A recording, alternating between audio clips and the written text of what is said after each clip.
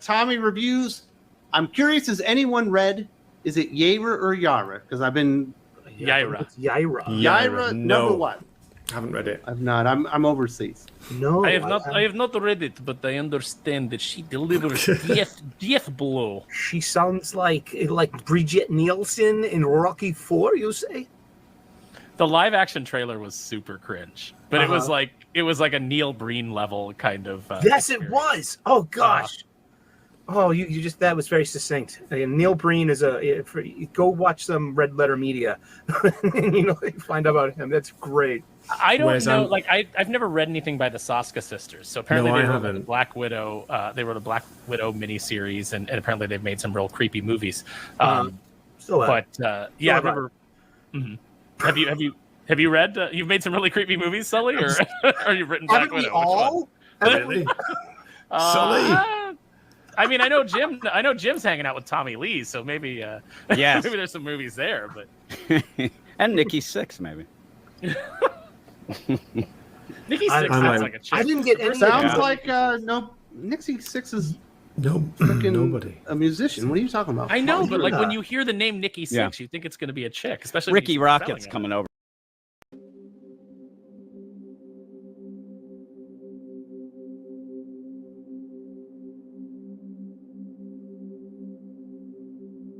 It might seem oversimplified, but it's profound. I'd say shh. It's been a big thing for me. Shh. It's so funny how noisy my brain is, and everyone's brain is noisy. It's what it does. It makes thoughts. And the problem is, I think in most of our lives, the root of suffering is following that brain noise and listening to that brain noise and actually identifying with it as if it's who you are. That's just the noise your brain makes. And more often than not, it probably doesn't have much to say that's going to help you. The times that I felt my best are the moments that I've been able to pull that plug and say, Chris, shh, shh, shh. And it's not quitting, it's not giving up, it's not washing your hands of the thought, it's rising above it. It's operating on a separate plane. And when you just, shh, yeah, it just feels good. And you're like, that's better, that's better. And I think back to all the amount of time I've probably spent suffering as a result of brain noise.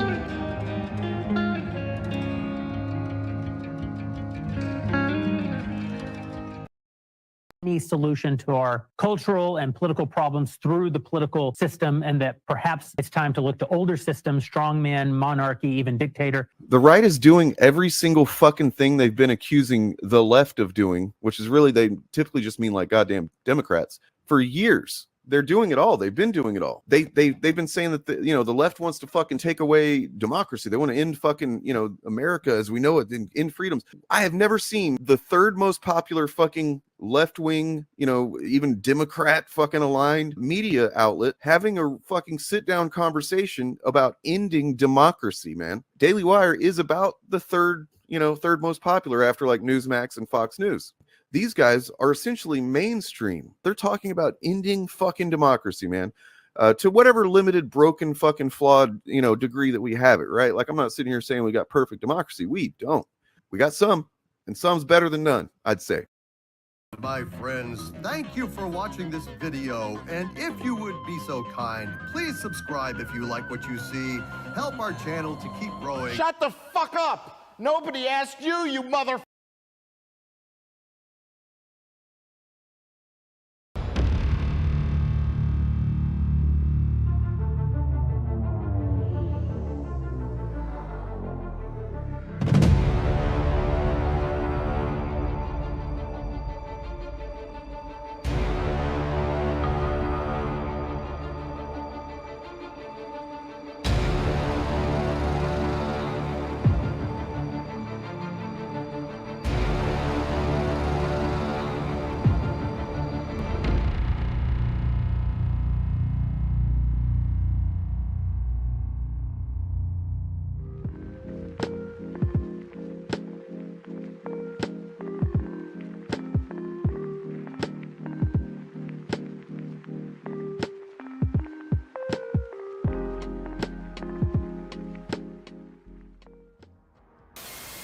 Oh, it's the stunning and great. Oh my God.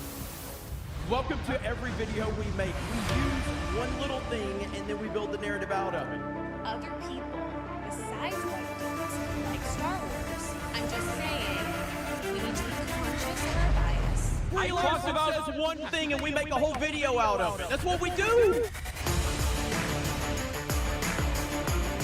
Jiggle for me. Weird, weird. You are the real superhero. Well, I'm built like a goddamn brick.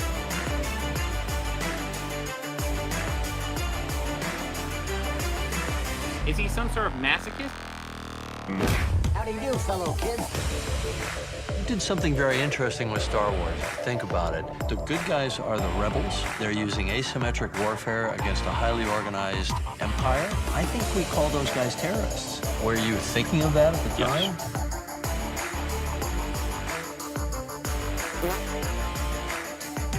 Force cannon sight! And the same goes with Miles Morales. He is indeed, again, Miles Morales. He's also a Spider-Man. I really dislike the fake geek thing and the poser nerd thing. That's not what we're about. Like, I don't get offended by shit. Every fucking conceivable opportunity so you can... Oh yeah, well, guess what? Fucking Bigot. The Fandom Initiative is a group of people on a mission to counter anti-woke sentiment on YouTube. Surprise, you fuckers. We are passionate fans of film, TV, comics, and video games. We'd love to make YouTube videos about the things we enjoy, but the culture of YouTube fandom makes this impossible, thanks to certain networks and clusters of content creators who depend on outrage, deception, and harassment to drive clicks and bring in revenue. The YouTube algorithm pushes harmful content to fans who are at risk of indoctrination by consuming repetitive right-wing rage bait videos. Damn, dude. Yes. Some people would like to think that like you can be like 100% objective when watching something, like remove your bias and just critique it like the truth. Hey, what's Mola doing here? You can't. So like, what is fucking bringing all these guys together other than like, I'm mad at fucking Brie Larson? What? If I can't be a misogynist to you, I don't know what to do with you. I oftentimes get called a shit. Fuck it, man. Don't be worried about that shit. But here's the thing. My picture is not on the wall in the lobby of Marvel Studios. No matter.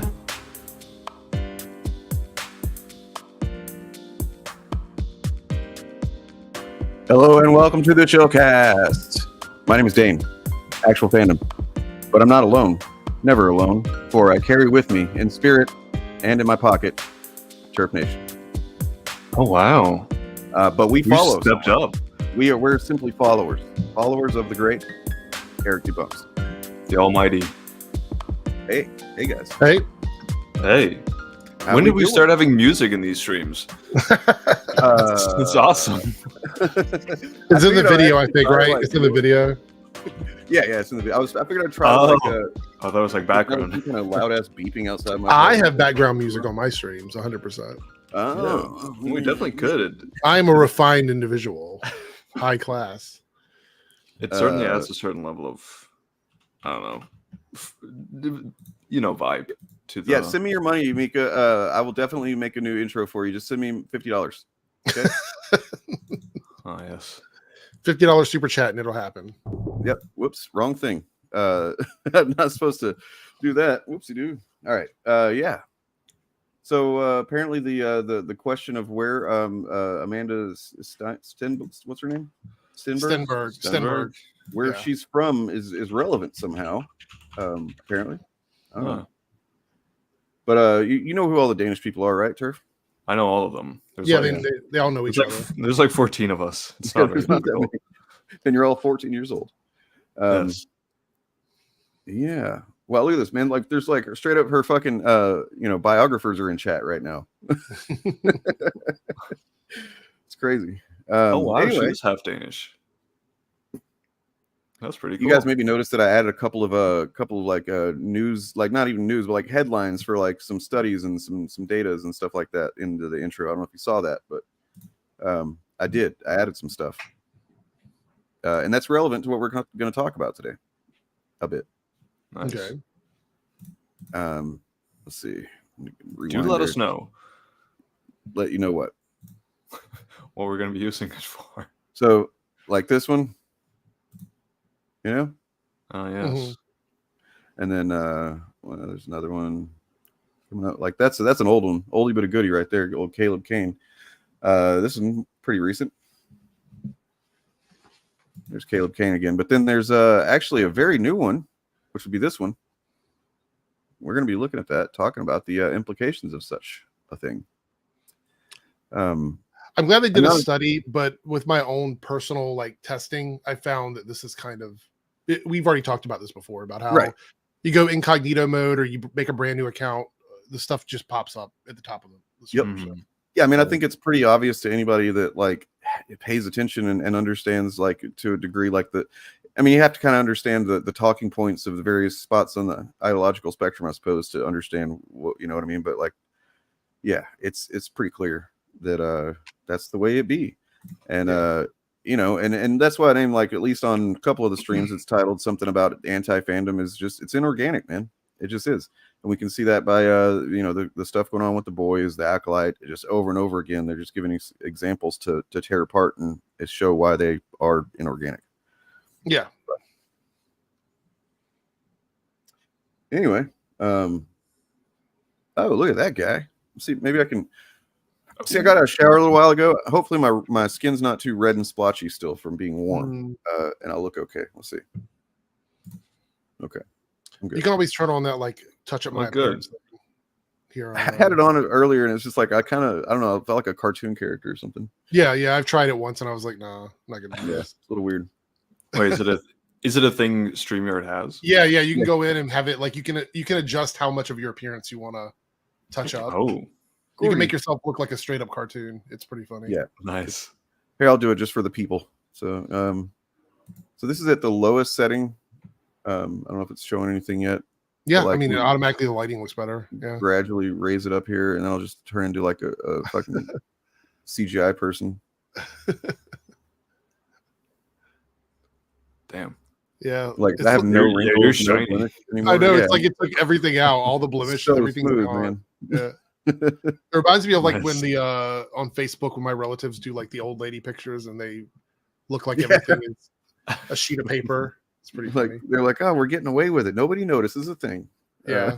It's like, is that you? Were you in that photo? Well, so what have you guys been up to? You know, I know that I know you've got some new content always coming out, DJ. What do you got going on, Turk? I don't really have much currently. I'm working on something for this whole Acolyte thing, but it's going a little bit slowly. But hopefully within the next week that'll be out. Well, I don't know if you're aware, but you are in a new video that just went up a little while ago. I was, yes. Yeah. It's about the old boys, and you know, just several of the narratives was what we discussed yesterday. You know, kind of going around about that. But oh yeah, by the way, Organized Chaos not here this week. It's going to basically be damn that beeping. He's going to be off like every other week for the rest of the summer, I believe, is what he said. So next week he'll be here. Next week after that, nope. So yeah, we're gonna miss him, but are we? Just kidding. Shut up, Bob. Right. Yeah, I mean, I think DJ might have something to say. Yeah, about that was my most recent video. Yeah. Honestly, like, I mean, it's part of the course. Melody Mac did it, so I've got good news for you, Omega. Well, we at all. I've got great news. It's not, and also it doesn't mean anything. So, wake up, sunshine. Yeah, the world is he's beautiful. kidding. If you, he's okay, yeah, he's being sarcastic. Gotcha. Yeah. Veltal. Yeah, that's it. I see. My bad. But yeah, Melanie Mac also is doing that now. Weirdo. She's making content about stuff she's not watching. It's yeah, not surprising. You know, I mean, I think a lot of them have been doing it for a while. Probably. Yeah, I think they're probably just like now they're starting to just see Yeah. kind of like, you know, they're inching their way into like, can I get away with saying this? Like, will my audience not reject me? Oh wow, it turns out they have no standards. Wow. But you know, but I feel like because for a lot of, you know, I'd assume people like we already know Ryan Cannell has not watched the stuff he talks about for a long time, but yeah, I have a feeling that this is a new thing for Critical Drinker. Like I have a feeling that he used to want to watch the stuff that he want to critique, but he's just slowly becoming less and less of an actual critic and just leaning completely into the anti-woke aspect. Do you think it's because he realizes he doesn't have to? You think that's what it is? Like he just doesn't have to even do it. Almost certainly. Like, yeah. In the Critical Drinker Reddit, there were people criticizing that video. Surprisingly, it's just not people enough. in the Critical Drinker, and they said it was one of his weakest videos to date. They thought it was very loosely put together, wasn't a lot of work put into it.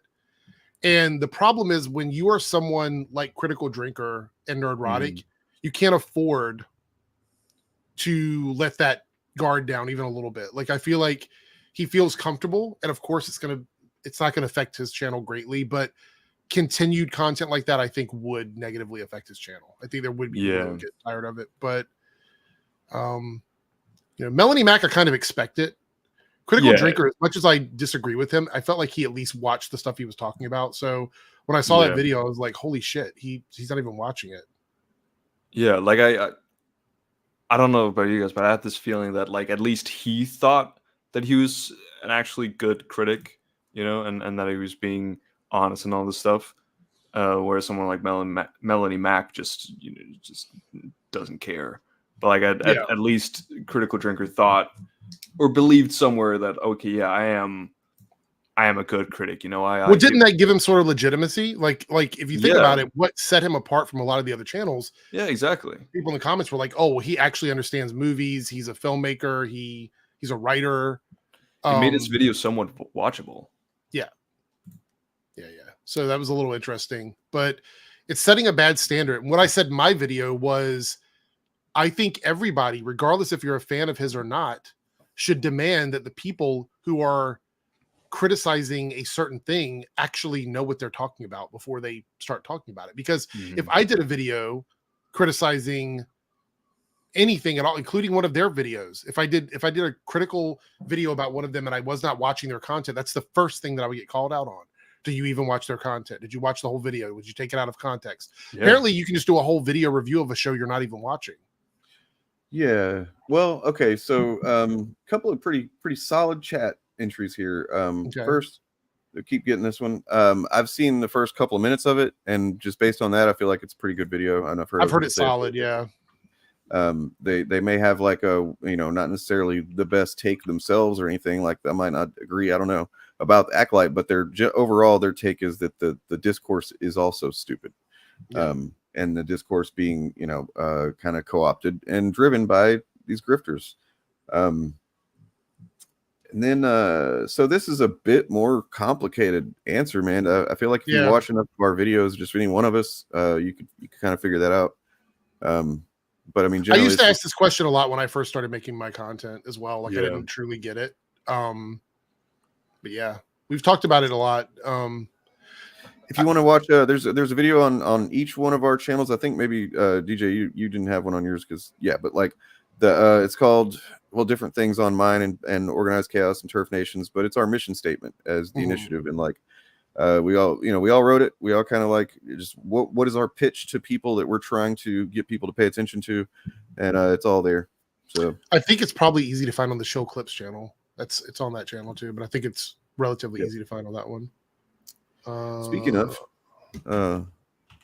we have a new entry. We have a new member of the initiative. Call him up here. He goes by the name of Shilly. Apparently. We got Shilly. There he is. He's up there in the corner as well. He was already here.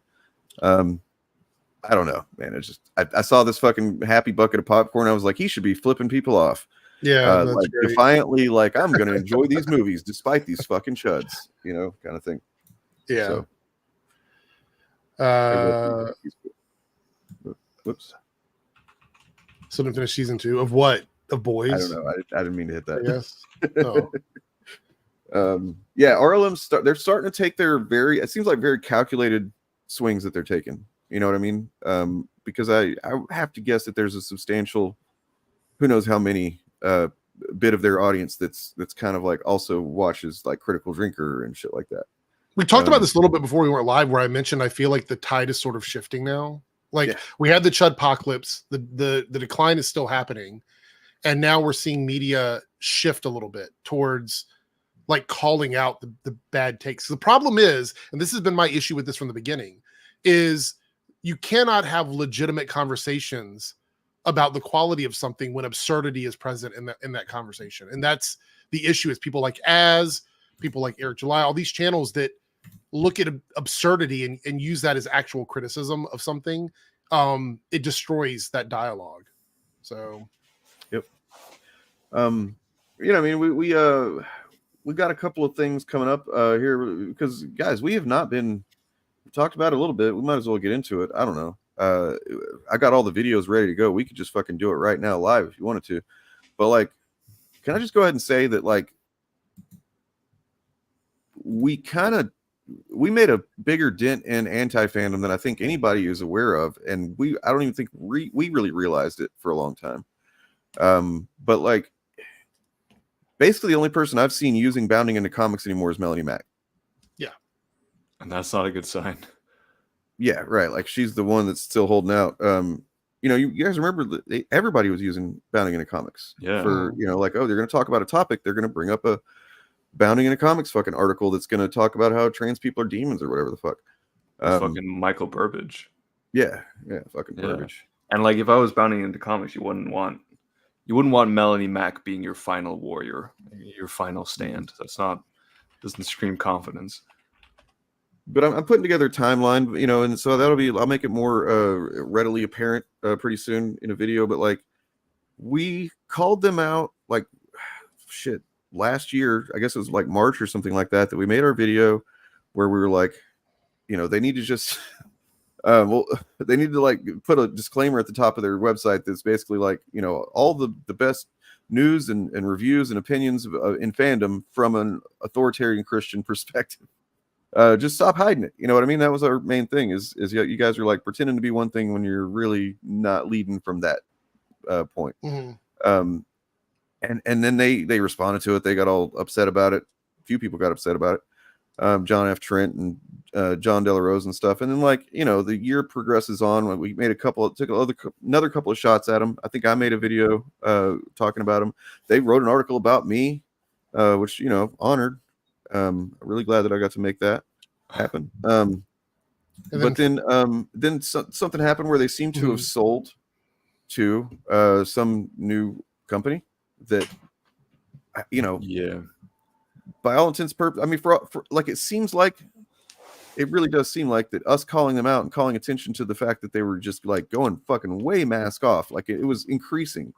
It went from like within less than a year, they went from just kind of being a chud website to being a open theocratic fascist fucking website. And just really disgusting content. And now they're not like that anymore. And they're also not being used. John F. Trent doesn't work there, seems like, anymore. John De La Rose doesn't either. They got their own little fucking things going on that, you know. Well, Fandom Pulse isn't a thing anymore. The website, they couldn't afford the website. That's the news on the street. So if you go and look at their website, the last update up to the website was like a month ago, maybe a little bit longer than a month ago. So they had to change locations to more of a blog, like a blog post site or whatever. So the last updated article on Fandom Pulse was like, I think May something. Oh, so they're doing Substack now, it looks like. Yeah. They couldn't afford the hosting for the website, apparently, so they moved to Substack. Substack. Man. That can't have been that much, right? Like, yeah. Maybe JDA is just spending too much on his legal bills and stuff right now. Yeah, I don't know. I'm trying to get more of the information on it, but I found out the other day, I looked at it and I was like, they haven't updated in over a month. And then I followed the rabbit hole, and apparently they weren't making enough ad revenue because of advertisers not using their site. And so they moved to, I guess, Substack so they could get subscriptions and stuff like that, which is why a lot of the video people are not using Fandom Pulse anymore. So they're probably mostly just using that other one, right? Park Place. Yeah. Which is John F. Trent. Yeah. Once Trump wins, the fandom menace will get another boost. Hey man, sounds like you got a lot of high hopes for that. So good, cool, man. Good. It's sure funny that you make that connection, though. It's funny that's the connection you make, that you're admitting that entire group is based on political ideology. It's funny, and that's another win that I think that we can take is that but before our mission statement went out there, and it's been seen quite a few times. Add up the totals on all our channels, quite a bit. It seems like about then was whenever they just stopped like trying to pretend that they used to say that it's not about politics. They want things to be apolitical and blah blah blah. Everybody generally, if you knew what you're looking at, know that was bullshit. But still, they used to say it. They don't say it anymore. They have Vivek Ramaswamy on there, and they just talk about shit openly. I think that we I mean, Geeks and Gamers, Jeremy has a whole entire channel now dedicated to politics. So yeah, he's had that for a while now, but he used to not use it as much. Like he's almost completely abandoned his main channel. Lost his thumbnail person, so he has to make money somewhere. Basically he's been copying the same thumbnail for the last month now of him, like with his face palming or whatever, because he doesn't have a thumbnail guy anymore. So I mean, from what I understand, he just lies in it, right? Yeah. Yep. So yeah, I don't really. I can summarize it for you. He spends the first 2 minutes talking about how he doesn't watch The Boys anymore, and he hasn't watched since season 3, so he hasn't been watching for at least an entire season. Which it's kind of vague. He says he dropped out or tapped out on The Boys season 3, but I don't know if that means like at the beginning, in the middle. I don't totally understand. But within 2 minutes, he's like, "This is why I'm not watching." And then the rest of the video, he talks about how it sucks because of other people saying it sucks. Yeah, that's pretty much what the rest of the video is. So, and I like in your video about it, you really go hard on the fact that he's a critic and he's seen as a respected critic. And this is just incredibly embarrassing for someone who is a critic. It should be, yeah. It should be, but it's not, because it's out there. These are the same people that Chris Stuckman says basically, look, I don't want to fucking spend a bunch of time and negative energy talking about garbage movies anymore. And by doing so, he's saying that this movie that they all want to talk about is essentially garbage. But he's just not going to spend a lot of time shitting on it. And they act like that is just an affront to film criticism. They're making content so like, oh my god, he's really. I mean, the fact that he says that he doesn't want to talk about bad movies anymore and then doesn't talk about it. I mean, that kind of tells you what he thinks about it, right? Yeah, I mean, but then Critical Drinker just doesn't even fucking watch the shitty reviews. Like I remember YMS Adam got shit on pretty hard for that, and rightfully so. A while back, he said he didn't finish watching a movie or something like that, and that sometimes he doesn't if the movie's really not good or whatever. Right. And like then I think his audience kind of got pissed off at him about that. But these people have no standards.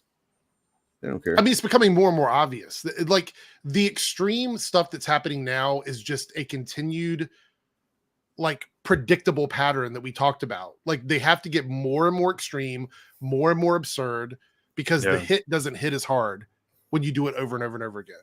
You have to keep doing it. And yeah. It was also fun when he was looking at the Rotten Tomato score, and then he looked at the critic one, and he just waved off the critics and said, "Critics are shills." And I'm like, "Aren't you a fucking critic?" Yeah, exactly. I'll answer for you, yes, dude. Of course, it fucking makes her terrible. Makes her a piece of shit, no matter what, whether she believes in it or fully or whatever. Like, what kind of question is this? Let me ask you a question. Yeah, exactly. If some of her fans listen to her, and then I come over and they start attacking me because I'm gay, does it really fucking matter if she truly believes in God or not? Does it really fucking matter to the material damage that's done? No, it doesn't matter. So there are people who believe in God who aren't homophobic, Like, those things aren't naturally just. Why does that give people a pass, Turf, though? Why do you think people think that gives people a pass? I mean, it's such a weird thing. I think a lot of people give a lot of leeway to religion. It's like, okay, they're religious, you can't go as hard on that. But it's like, no, if someone is using their religion to be hateful, you absolutely need to call that shit out. Yeah, that comes off to me like oh, go easy on him. He's got like a learning disability or something like that. That's kind of like that exactly. Kind of, like, oh, he's a little touched.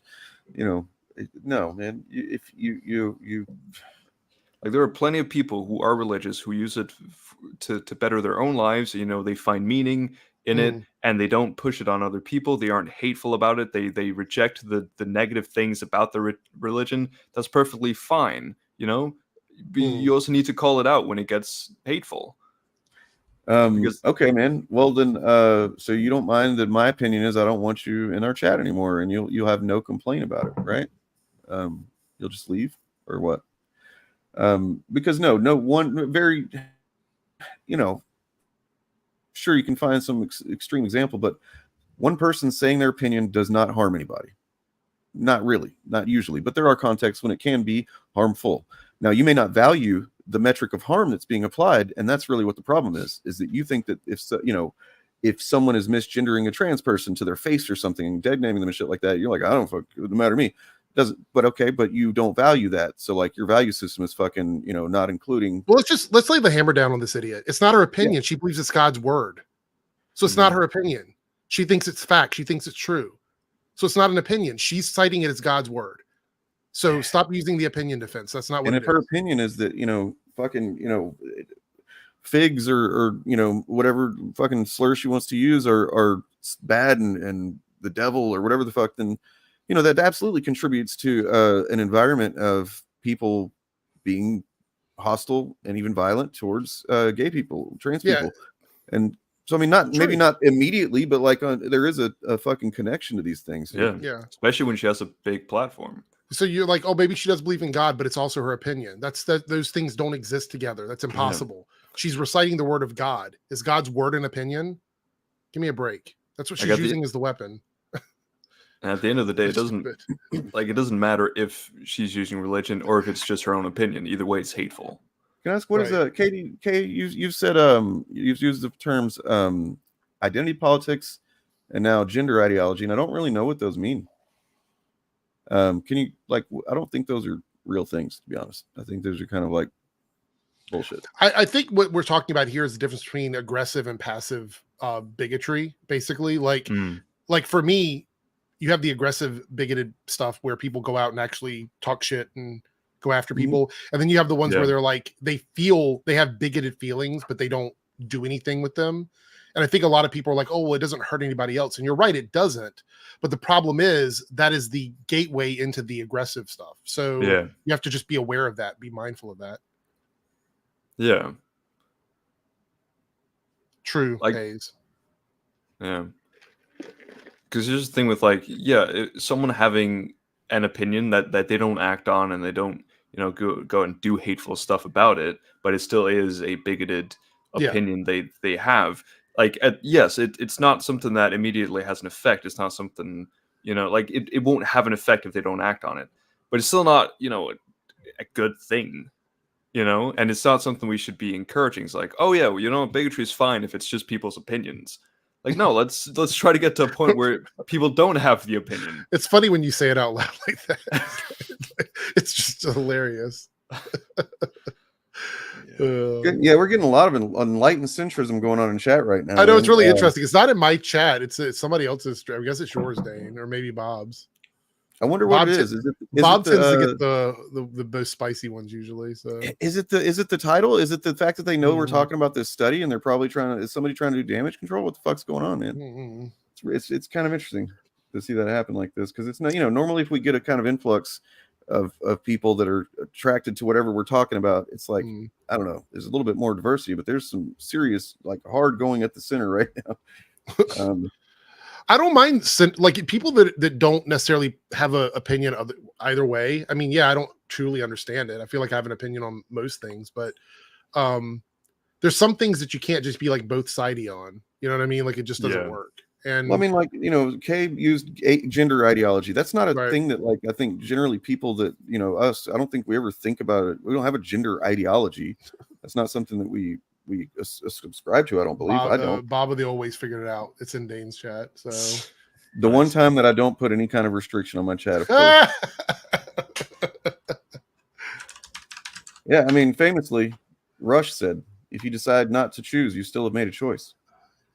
Yeah. It's also a lot of the time when people do the whole, you know what, I'm just like on both sides are bad. oftentimes both sides are not equally bad. You know, if I don't know, sometimes there can be, you know, a feminist who wants men to die, you know, like there can be, you're going to be like, extreme. that's bad, right? That's bad. Like that Yeah. we don't want that, right? Like obviously that's bad, but that doesn't happen nearly as much as the opposite side, you know, as just misogynistic hate, you know. Well, also there's no way to implement that. That's the thing that people don't understand. If a woman feels that way about men, which we don't condone that shit, obviously. Yeah. But there's no system in place to restrict men the way a conservative Christian would want to restrict like gay people. That system does exist. There is a way to make that happen. So it's not the same conversation. You know what I mean? Like they are both bad things, but one of them can actually happen.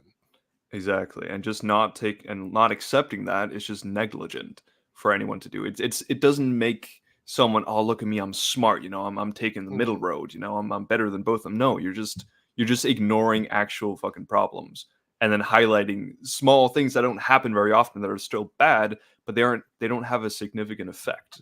Right. That's exactly what this one of the shorts that I played before the stream, the thing about the Daily Wire.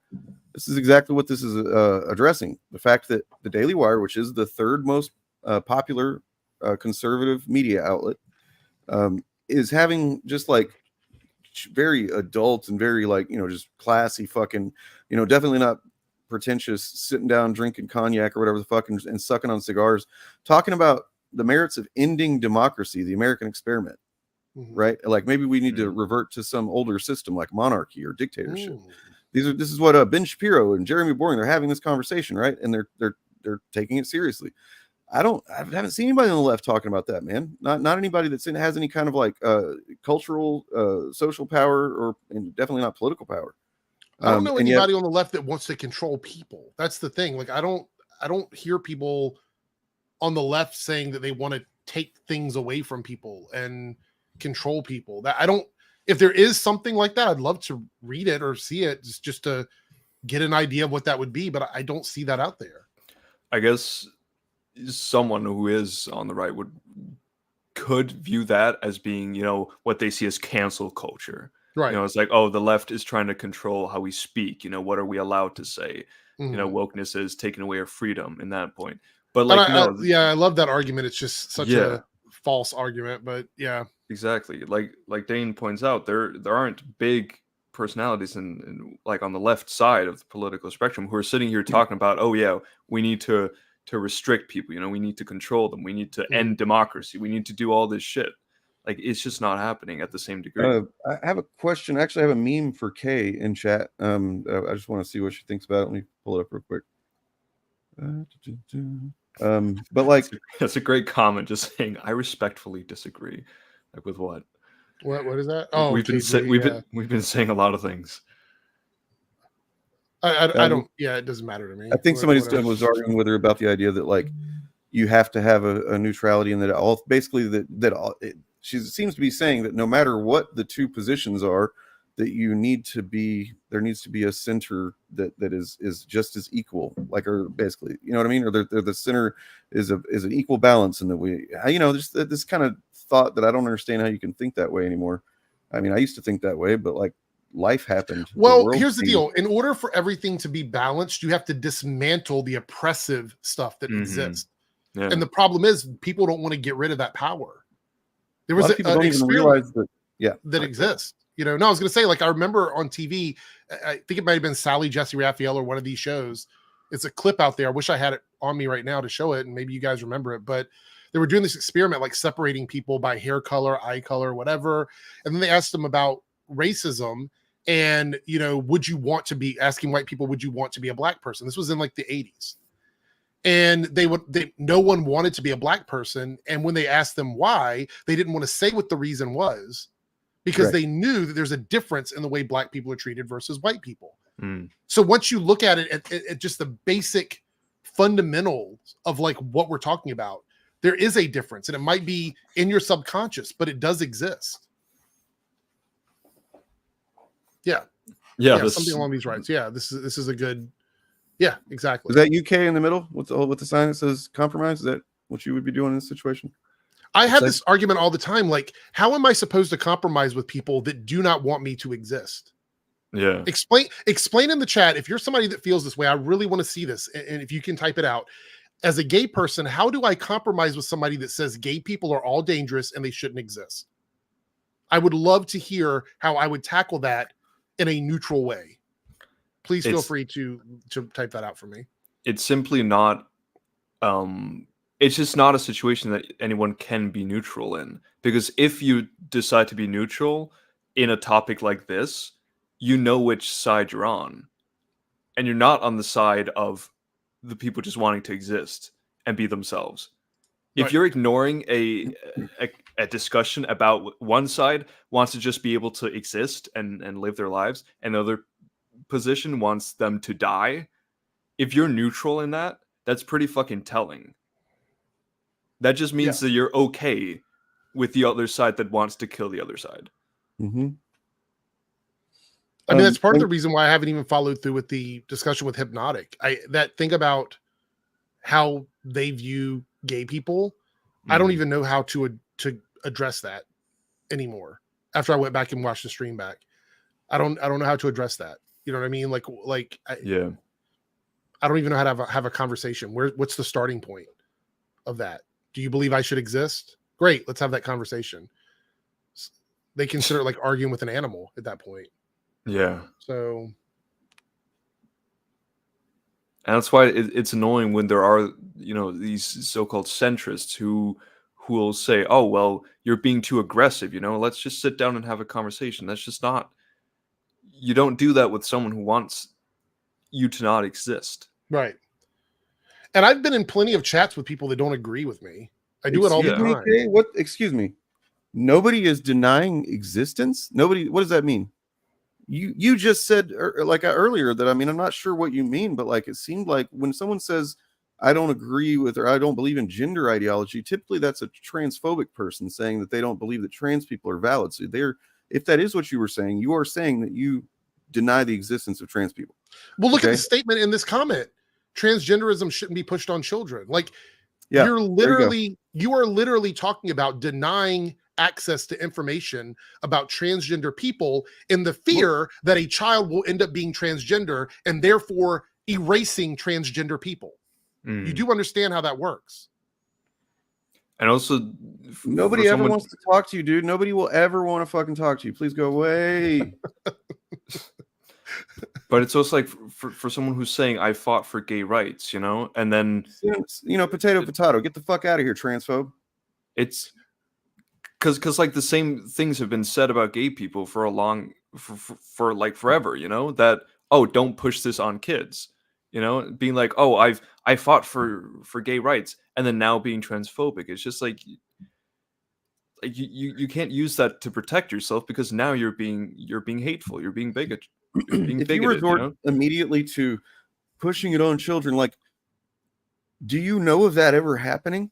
Yeah, I'd love to see a study on that. Repeated on social media, and it fucking makes you uncomfortable, so you fucking Every video I've ever done where I ask people to provide me some sort of study that helps me understand what they're talking about, there's never anything.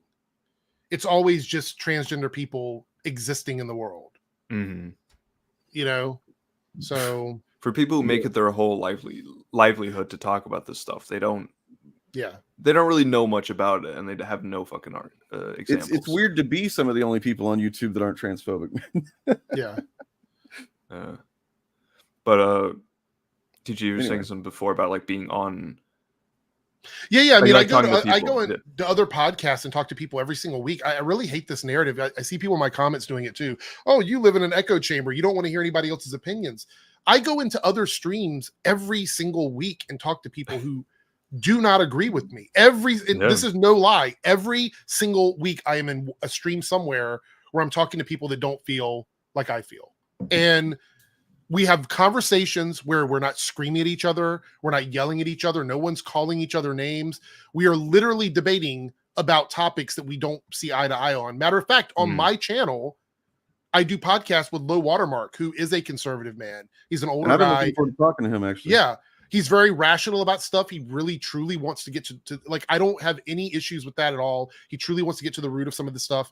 And I've really become sort of open-minded to sort of understanding and hearing points of view that are outside of my space, but it's done in a way from somebody that I don't think is bigoted. I don't believe that Low Watermark feels the way that a lot of the people that come into our chat feel. Like he seems like a really good guy to me. And so I've had nothing but praise to say about Low Watermark. And that is someone who does not agree with the stuff that I agree with. So this idea that we live in an echo chamber and everybody is an ist and everybody is a phobe, that's just not true. Yeah, true. It is kind of frightening sometimes how, especially being on the internet, has just taken away the idea that like there can even exist like a conservative who is not just insane, and extremely hateful, because there's many people in the world who are conservative who are nice, Yeah.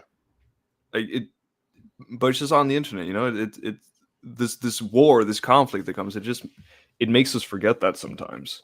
But then especially when people come into our chats, there are these people who are just extremely hateful. It's and we just said earlier, like if there was like a feminist belief that they wanted to just unalive men, none of us would be like, well, that's cool, we agree with that. Like, no, we wouldn't agree with that. You know what I mean? No, like the next video I have going up, it's actually up on Patreon right now for supporters over there. But like the next video I have going up is me just like, I burned through that fucking list of all my greatest sins. Apparently, I don't know if you saw that, DJ.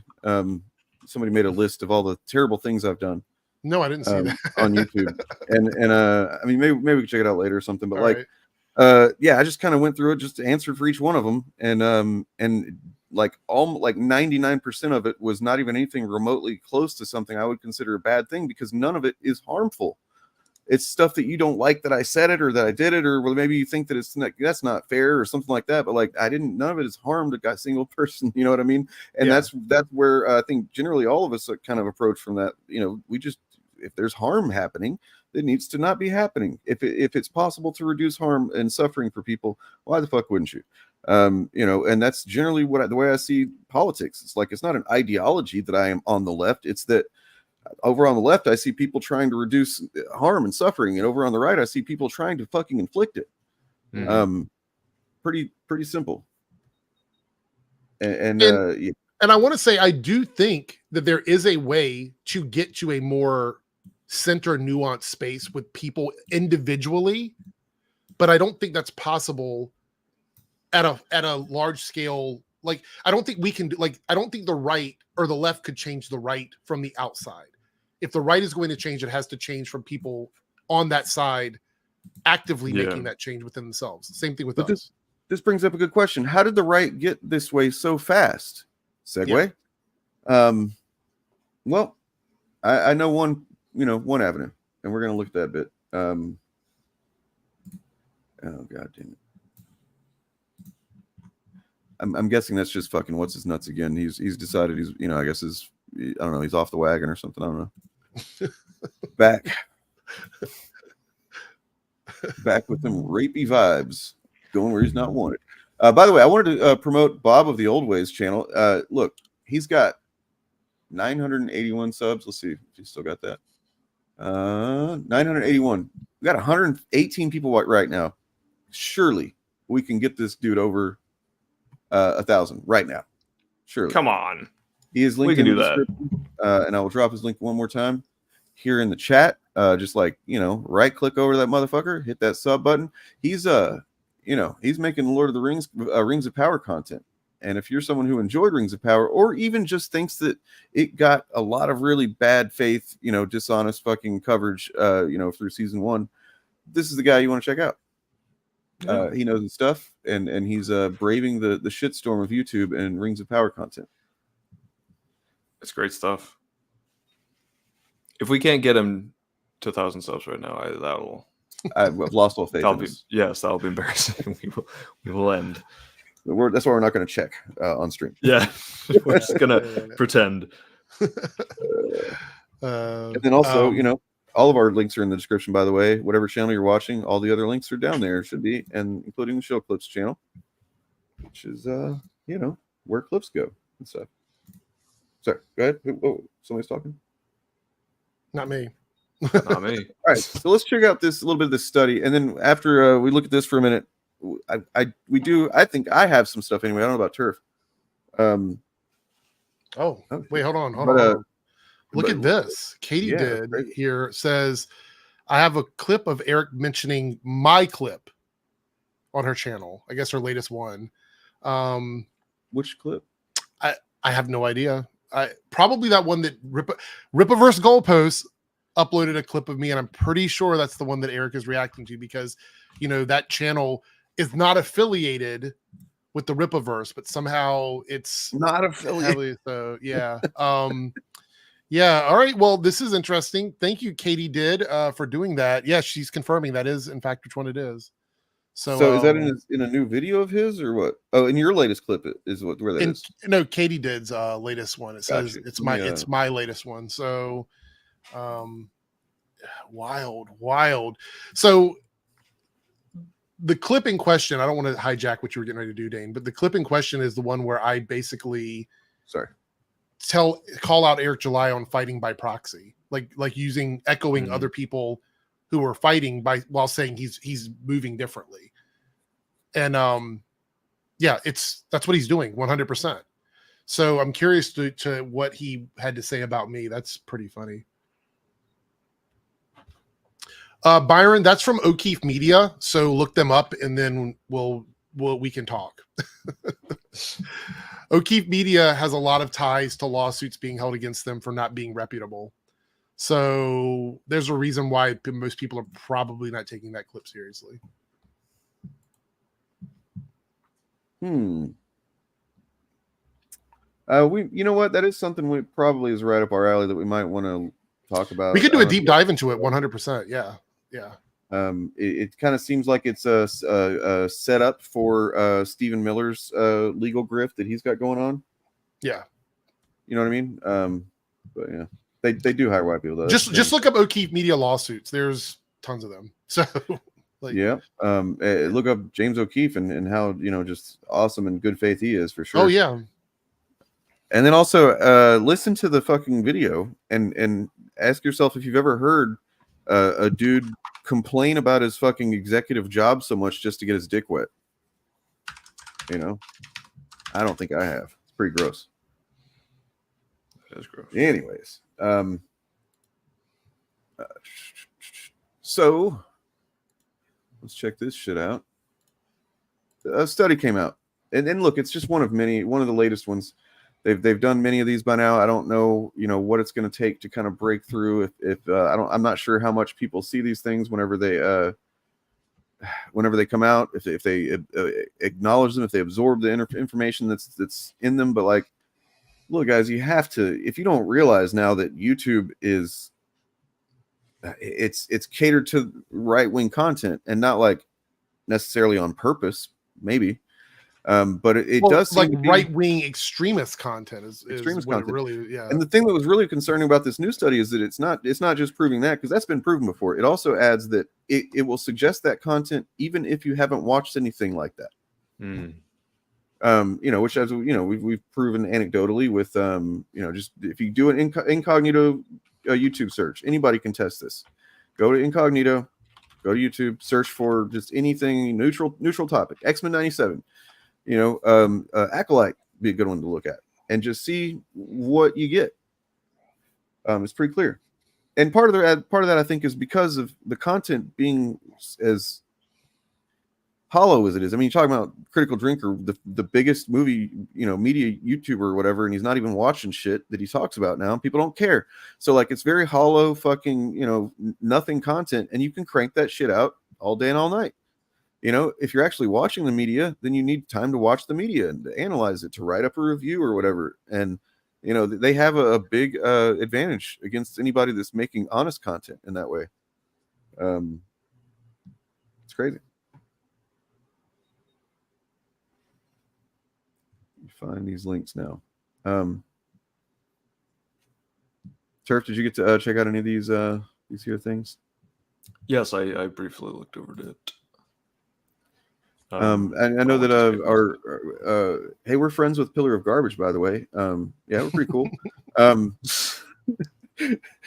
He's got a couple of videos up on you know, about at least partially about this web of grifter media and how it's all kind of like, you know, obviously superficially connected, like they're all kind of connecting with each other and stuff like that, but it actually seems to go deeper than that. And it's them connecting with each other as much as they do, and overlapping and going on each other's shows as much as they do. That's actually a function of this, you know, kind of web of media. And like the more they do that, like for example, that's how the skeptic anti-SJW you know, kind of content sphere popped up years ago. Was they just started going, you know, the intellectual dark web was one of the things that came out of that.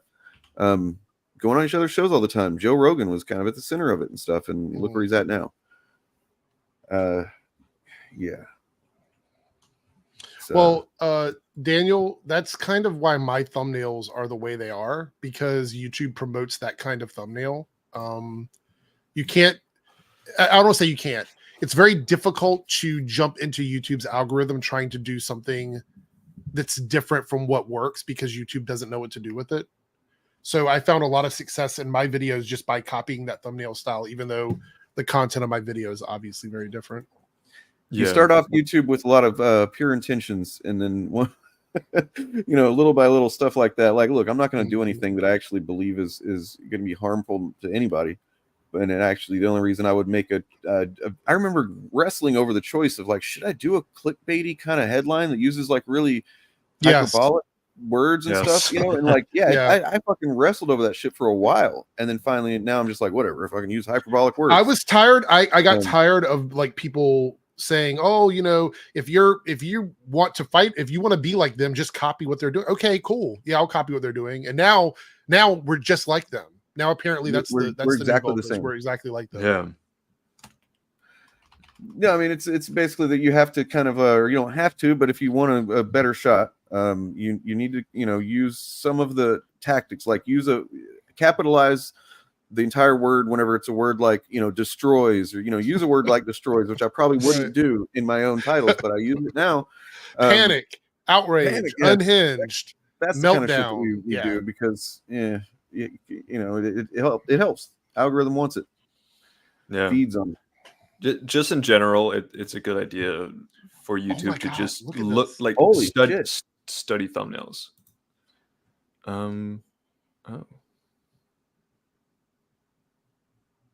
Holy shit! Oh, I need to get back with him, because we had talked about him coming on the show at one point, and then he took a break. He took like a mental health break for like a month or something. Smart guy. Good for him. Like, for real. Sometimes I feel like I'm dissolving inside. Everything's melting away. You need a break. Yeah. Actually, I'm doing a new series of videos called, it's going to be about grifter channels that I think are irrelevant now, and we can stop watching them. There's a couple of them that I think are very clearly just TMZ at this point, and they're not really contributing to any of the culture stuff, or they're sort of circling the drain, basically. They're doing enough to hang around, but they're not making much of a dent in anything. Yeah, can you tell us one of them, or you want to like Josiah Rises? Josiah Rises is one that you're just keeping it. And I actually think Ryan Cannell's becoming irrelevant. He's getting there, yeah. I think that those are just examples of like channels that I feel their repetitiveness is becoming a problem for them, and I think they either need to change the way they're doing stuff, or they're not gonna see any change in their viewership numbers or anything like that. Because Josiah every once in a while will get a hit, but for the most part, he just puts out 5 or 6 videos a day about whatever, you know, TMZ is talking about, or whatever bullshit's coming up on the, you know, drama alert or something. So I'm going to do videos and explain, you know, why I'm not watching these channels, why I'm not keeping an eye on these channels, and why I'm not reacting to these channels, and, you know, move on from them. Because I do believe their relevancy in the bigger picture is fading. Because I think there's a bigger gap between like Critical Drinker and Nerdrotic and all of these other channels, and the gap is just doing this. And I think the bigger that those guys get, the more relevant the other channels will become. So that's kind of what I'm seeing. But do you still get comments or people asking you to cover Some of these more relevant ones. Yeah. There's a couple of them that I'm not going to mention here that I've had my eye on. I subscribed to them to see like how their channels were going to do, the kind of content they're making. And I'm going to tell you right now, guys, and this is coming from somebody who, if you want to know what's going on in like the grifty space day to day, just ask me because I keep an eye on this shit. Like, I subscribe to so many channels that people have suggested. They're not growing. These channels are not growing. And I don't mean like a little bit. I mean at all. They've got like 3,000 subscribers. Their video views are like less than 100. Nobody's clicking on their content because they're that idea of what the Fellowship does, what FNT does, what Geeks and Gamers does works when you have a small enough pool of people doing it. But the larger that pool gets, the more people that are talking about the same thing, you start to like sort of, I don't know what word am I looking for? It gets so spread out that you only have to really listen to one person. And who are you going to listen to? Are you going to listen to somebody like Critical Drinker and Nerdrotic, or, you know, hateful insert animal name 548689? You're not going to do that. So those people don't get any views. They're leeching off of the leeches. So it's very obvious that a lot of these channels are not growing. So I'm going to make that a new video series for all of the channels that people have suggested, like, you know, should you watch this first? Actually, Woke AF, he's 53. Yeah. I love the people that come in and go, oh, you're dressed like Spider-Man criticizing Nerdrotic. And I'm like, the dude has fucking a wall of toys behind him. What are you talking about? He's older than I am. So see, Katie did right here. Yeah, that's the one I was going to pull up. This is what I'm talking about. We have people who come into my channel that I've had conversations with. I've been on Katie Did's channel before, and I've been treated with respect. Nobody's talked shit to me. Nobody in the chat has talked shit to me. It's a completely different world than the grift space, the extreme outrage that we see. I have never seen Katie Did go into anybody's chat and leave comments about like MAGA, fuck you, blah, blah, blah, nothing like that. And even though I do not agree with her politically, she's always been very kind to me. And so I don't have anything negative to say about Katie Did. And that is, I would like for the world to get back to a place where that's the kind of relationship you can have with people. That's what I was telling you, man. Like, that is something that I've been trying to like learn from you on, man. It's like you're able to do that. It's not something I set up pretty strict boundaries with myself whenever I started doing this. And because in my mind, for the longest time, it's like, none of these people that I can encounter are going to be worth talking to, and like other than just to expose how shitty they are. Yeah. And I've been learning through you, you know, and how your interactions and stuff, that there is like this, there's kind of like this, seems like there's a segment of, I guess, Comics Gate-ish. I don't know if they subscribe to that term or not, but like they're kind of from that pool, but like they're not really of the same traditional Comics Gate mentality that I've been used to, and it's kind of like opening my eyes. The thing about it is that if I truly believe, and this is something that that people may not agree with me on this, but I could not keep doing this every day if I did not have hope that there's a way to fix the divide between us. Because for the longest time, I would talk to Dane, I would get on here and say, there's no hope. It's all over. The people that we do not agree with are just a lost cause. And it was eating me up inside to the point where I just didn't even want to talk about this shit anymore, because what was the fucking point? What is the fucking point if I don't believe that people can come together and have some understanding? So I want to believe that there's not a lost cause. I want to think that there is a way for people to start to mend. And yes, there are extreme takes. I'm pretty sure that there are people in that group that don't like that I'm not a Trump supporter, that don't like all the things I believe in. But there are things that we found that we do sort of cross over on, and we're working through that stuff. And I think that's important. And it's not going to work for everybody. I'm not saying Hands Across America or whatever the fuck that shit was. I'm not saying that. I'm saying that, well, maybe I am. Maybe it is Hands Across America. Maybe that's what it is. I don't know. But you have to do what's good for you. For me personally, I want to try and mend some of these fences with people, and I want to try and make our community better. And I think we have to remember there's extreme people that make everyone, there's extreme people in the gay community that I have to argue about every single day, you know? So yeah, I mean, so, you know, the question becomes, and I'm doing another segue again. Hopefully we'll make it this time. how did people get to the point where, like, because for the longest time people could disagree politically and still like be, you know, civil and whatnot. Well, you know, this is kind of exactly how it happened, this type of thing, where people are on social media every day, all day in many cases, and that becomes a reality. And if you don't account for that and you aren't mindful of that effect, then that you just literally think that is just everything you're seeing in social media is reality. You know, and when it's very much disproportionately showing you the most extreme and you know, hostile takes in a lot of cases, different platforms to varying degrees, but like YouTube for sure is, if you're not, I've said it before, I'll say it again, exercise agency in your YouTube relationship. Yes. You have to, you know, do not be passive and just like let it show you whatever video pops up and go, okay, you know, because I did that for, you know, a while, a few years ago, you know what I mean? I was letting that happen. And you know, you end up watching some crazy shit. And like, if you're not questioning that, if you're not kind of going, wait a second, what the fuck is this? Why am I, you know, you just have to, because otherwise.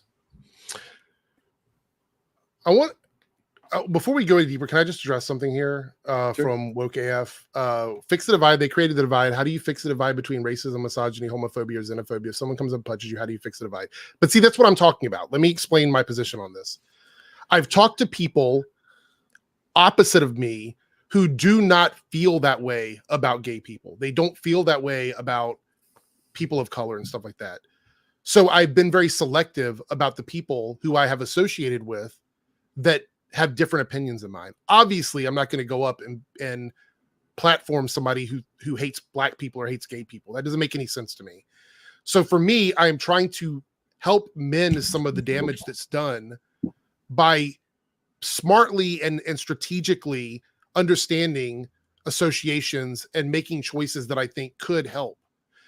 If someone came out, say for example, tomorrow, one of the people that I had on my stream and that I considered to be someone that I was getting to know made a video where they were like, oh, gay people suck and they should be put in camps or something like that. Of course, I'm not going to continue talking to that person and platforming them. I'll denounce it. I would come out and be like, yeah, that's awful. Let's move on. But I can't live my life, as old as I am, I can't live my life just assuming that every single person that I encounter wishes the worst on me. I have to try and make a difference. And if you don't agree with that, that's fine. I'm not saying everybody has to look at the world that way, but that's just the way that I want to move through life. And it's a difference for me, for my mental health, for my emotional health, and I will always stand on my beliefs. And you can ask anybody, whether it be Low Watermark, Katie did, anybody, I never compromise my opinion or my beliefs when I'm in the space with people that disagree with me. The only difference is we don't yell and scream at each other, and there's none of that. So for me, that's the difference. I wouldn't platform and support people who believe in any of that other shit. Like, I wouldn't do that. Right. Yeah. I mean, as far as, like look, I get it, guys. For those of you who are like, I can't do that, like, believe me, I fucking get it. I struggle with it even right now as I'm trying to think of the words to say to express how I feel about it. Like, it's like my inclination is to just kind of like be defensive toward anybody that might possibly have hateful views toward my loved ones, and my gay loved ones, or whatever, just people of color in general, whether they're my loved ones or not, that type of thing. Like, I just fucking hate that shit. I mean, hate in the sense that I really don't like it. And I will fucking fight for other people to, not be, bullied and marginalized and otherized and harmed. I've done it before quite a bit in my life. I'm not like looking for an award or anything like that. It's just, I don't know, kind of crazy. So, but like, when it comes to, I think I've managed to help a couple of people almost by accident, right? Like, speaking directly to this Comicsgate issue, I've got a guy that I've communicated with a few times since it happened, but it was like 2 years ago now. The video is up on my channel where it's called Dane Gets Through to Two Comic Skaters or something like that. These two guys were in chat. We were talking about the Punisher for some reason in that video, in that stream, and somehow Comicsgate came up, and because of course it did on my channel, and like these two guys were like, well, I'm Comicsgate, and one of them was like, I'm actually gay, and I'm Comicsgate, and nobody's ever been bigoted to me, and I'm like, dude, that's great, I'm glad. I don't believe that 100% of people in Comicsgate are going to be 100% of the time bigoted towards 100% of every, you know what I mean? I don't fucking think that. But I think that you maybe are, you know, because you're useful to them, because as he told me, he was a writer for their website, or for a Comicsgate website. I don't know which one it was or whatever, but like, and I was like, yeah, man, you got to think because you're useful to them, but like, think about the people that aren't useful to them, the people that just kind of like don't trust some of the things they've seen around about what the Comicsgaters have said and stuff like that. And then he messaged me months later, and you know, I can show you the message where he's like, yeah, man, I did a lot of thinking about that, and that stream actually was a big, you know, kind of catalyst along with some other stuff in my life, and I'm not part of that anymore. I'm writing for a different website that actually pays me now. Yeah. And it's like, whoa, you know, so like, yeah. Yeah, I want to be like, and I know people are going to push back on this, and I get it. Like, I don't sit around and let people walk all over me. That's what I'm like as a gay person when I'm in these different environments. I have been 1v8 in some of these streams where people have been 100% against me, and I fought back and I pushed back against all the stuff they're saying. And being there and being in that environment, I'm on the front lines of that shit. You know what I mean? I'm there. I'm in the middle of it. And I can tell you for a fact that some of the people that I've spoke with are not necessarily in agreement with all of the other stuff that's going on in the world. Now, I'm not going to go out and defend them. You know what I mean? Like, I'm not here defending any of the people that I necessarily stream with. But at the same time, you would not see me invite someone onto my platform if I thought that they were in all of that. But I also don't think anyone in the chat, I want you guys to understand this. You got to protect yourself. You have to do what's right for you. If somebody's at my fucking door, you have to protect yourself, and you have to. They're coming for me. Somebody's coming. Do I need to give the old Yeller analogy again? Yeah, no, I get it. You got to protect your life. You know what I mean? You got to do what's right for you. And I'm never going to judge anybody for that. If you're like, fuck that, fuck everybody. I don't trust any motherfucking people. Okay, cool. I get it. And I want to say that, like, for me, you know, like woke AF, like I guess I think you said that you're a black dude, right? Like that. When it comes to me, I'm very knowingly using my privilege as a white dude to, like, you know, put myself in positions that I would not expect, you know, a person of color or a queer person, you know, or anything to put themselves in. Like, that is why I started my channel, was like, I recognize, like, oh shit, I recognize how this is wrong. A lot of these things that people are saying, these things are believing, that are being, you know, blah, blah, blah.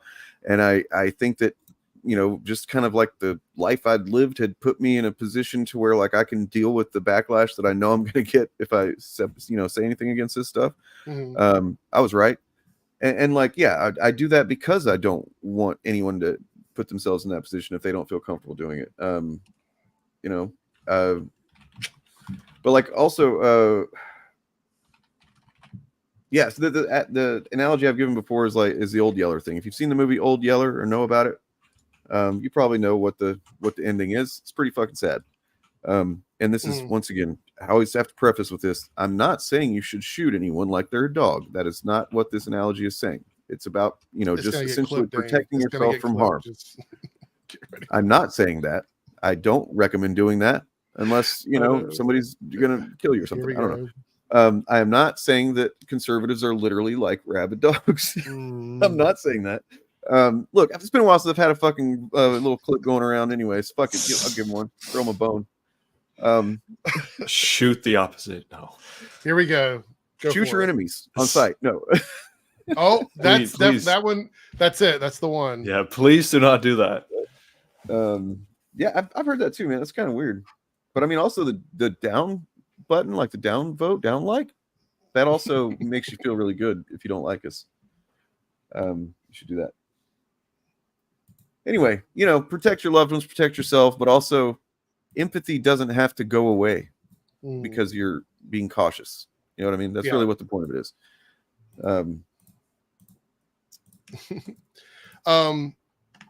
Do we want to watch this clip of Air July? It's only I want to see what that's about. Sure. So, all right, here we go. Let's do this. The title of the clip is "Shout Out to Sturgis and Rip a Goalpost." Now, I want to preface this by saying Rip a Goalpost is a site or a account dedicated to harassing people.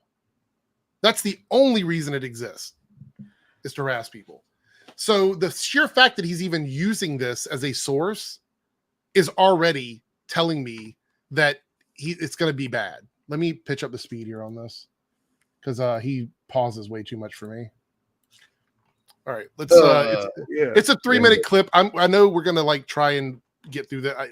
I'm gonna try and keep my mouth shut. Let's just see what he's doing. We're now Zero. What's up with 39 months? Good on you, bro, for ignoring the bullshit and focusing on the company and what fans want. You know, I appreciate you. I know you're one of the guys front lines out there correcting the record, man. I appreciate. There we go, right there. He's acknowledging that someone is fighting for him. Oh, that's a problem. Someone's in his corner. This poor helpless guy. He's basically saying, I'm glad you're on the front lines doing all this work for free for my company and getting harassed himself for doing it. Because Renowned Zero is getting harassed by other people because he's jumping into conversations and arguing with people. Okay, you the big bad booty daddy. What is Eric doing to fix that? Nothing. He's going to shout him out. Okay, here we go. And yeah, obviously I'm best used to all of my customers focusing on the company. So laser focus, trying to grow this thing, injecting fun into this industry is what it's about for myself. So how is this injecting fun into the industry? You shouted out somebody who's going around harassing people on your behalf. How is that injecting fun? We see he's having fun. Yeah, exactly. Yeah, Katie did. Thank you for this clip. This is so far it's been funny. Let's I mean, look, I'll admit that I've had they get to talk. I've got a thick folder full of memes and shit that it's a testament to the fun I've had with this guy at his expense. Yeah, this is like a lightning round for me with Eric July. A 3-minute video will usually get a 20-minute clip out of me. So let's keep going. Talk to themselves or talk to other people that are willing to engage with them. And I did see River vs. Goalpost video that he shared of some guy was upset that I'm not engaging. Some guy, Eric, you've made 2 videos about me. River vs. Goalpost shares my content every single week. I love this like cowardice shit where he doesn't want to mention anybody. You know who I am. It's not coward because he will mention the channels that are bigger than him that he can benefit from mentioning. He won't mention because he knows exactly how this fucking attention economy is gamed because that's what he does. That's the reason. Yeah. That's the reason that these guys won't mention us, even though they fucking know who we are. Like all these Put guys. Some respect on my name. Eric debunks who made you look like an idiot in that clip. And let's see what he has to say about it. With them. I've accepted that. I don't think people will ever get used to it. Well, some people won't. Many will, but other people won't. It'll be a buffer because Eric July became a professional, and Eric July no longer is streaming and every day and spending so much time and going back and forth with people. Like he's not doing that anymore. No, but you're advocating other people to do it. There's no difference in that. You're doing it by proxy. For example, if I say I'm not going to fight with people on the internet, but then I echo and platform and shout out people that are doing it, then you are still actively participating in it. You're just doing it through somebody else. And it's different from like a fan. Like if you had a bunch of fans doing it and you were not retweeting them, you weren't commenting under their post, you weren't like if you were completely like just not engaging with it at all, I would say, well, you're right. Maybe you are doing something different, but you're not, bro. You're not. You are actively fighting with people through other people, which is some coward shit. Either you're disconnected or you're not. That in between shit doesn't work, man. Like it's literally like you are standing behind the people who are doing the kicking and punching and you're cheering them on and you're giving them the means to do it and they're all doing it in your name.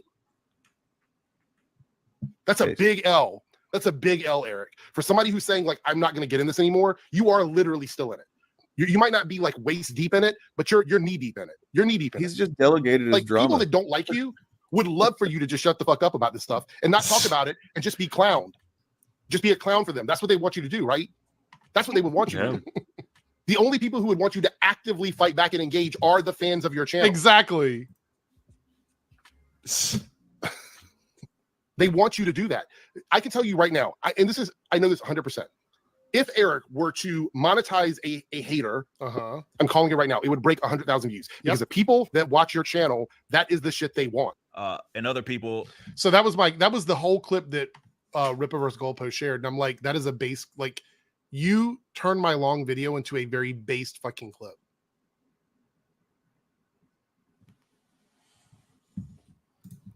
So I saw this and I was really like excited because I've got a lot of 2-minute clips that I can send him. And also, dude, I don't know why they can't fucking get any decent like promotional art, but like holy shit, every single time it's complete utter ass. What the fuck is this? Oh my god. Look at what is the Yaira pose? I don't even read comics and I never really have much. This looks awful. Yeah. I don't know. Maybe this is her death pose. Yeah. I mean, this looks cool if it's from someone that's like, you look at me, I'm learning, you know. It's like I'm my trying to. 7th grader is drawing superheroes. That's cool, man. It's really good, you know, that kind of thing. Like, Yeah, even just like this is still.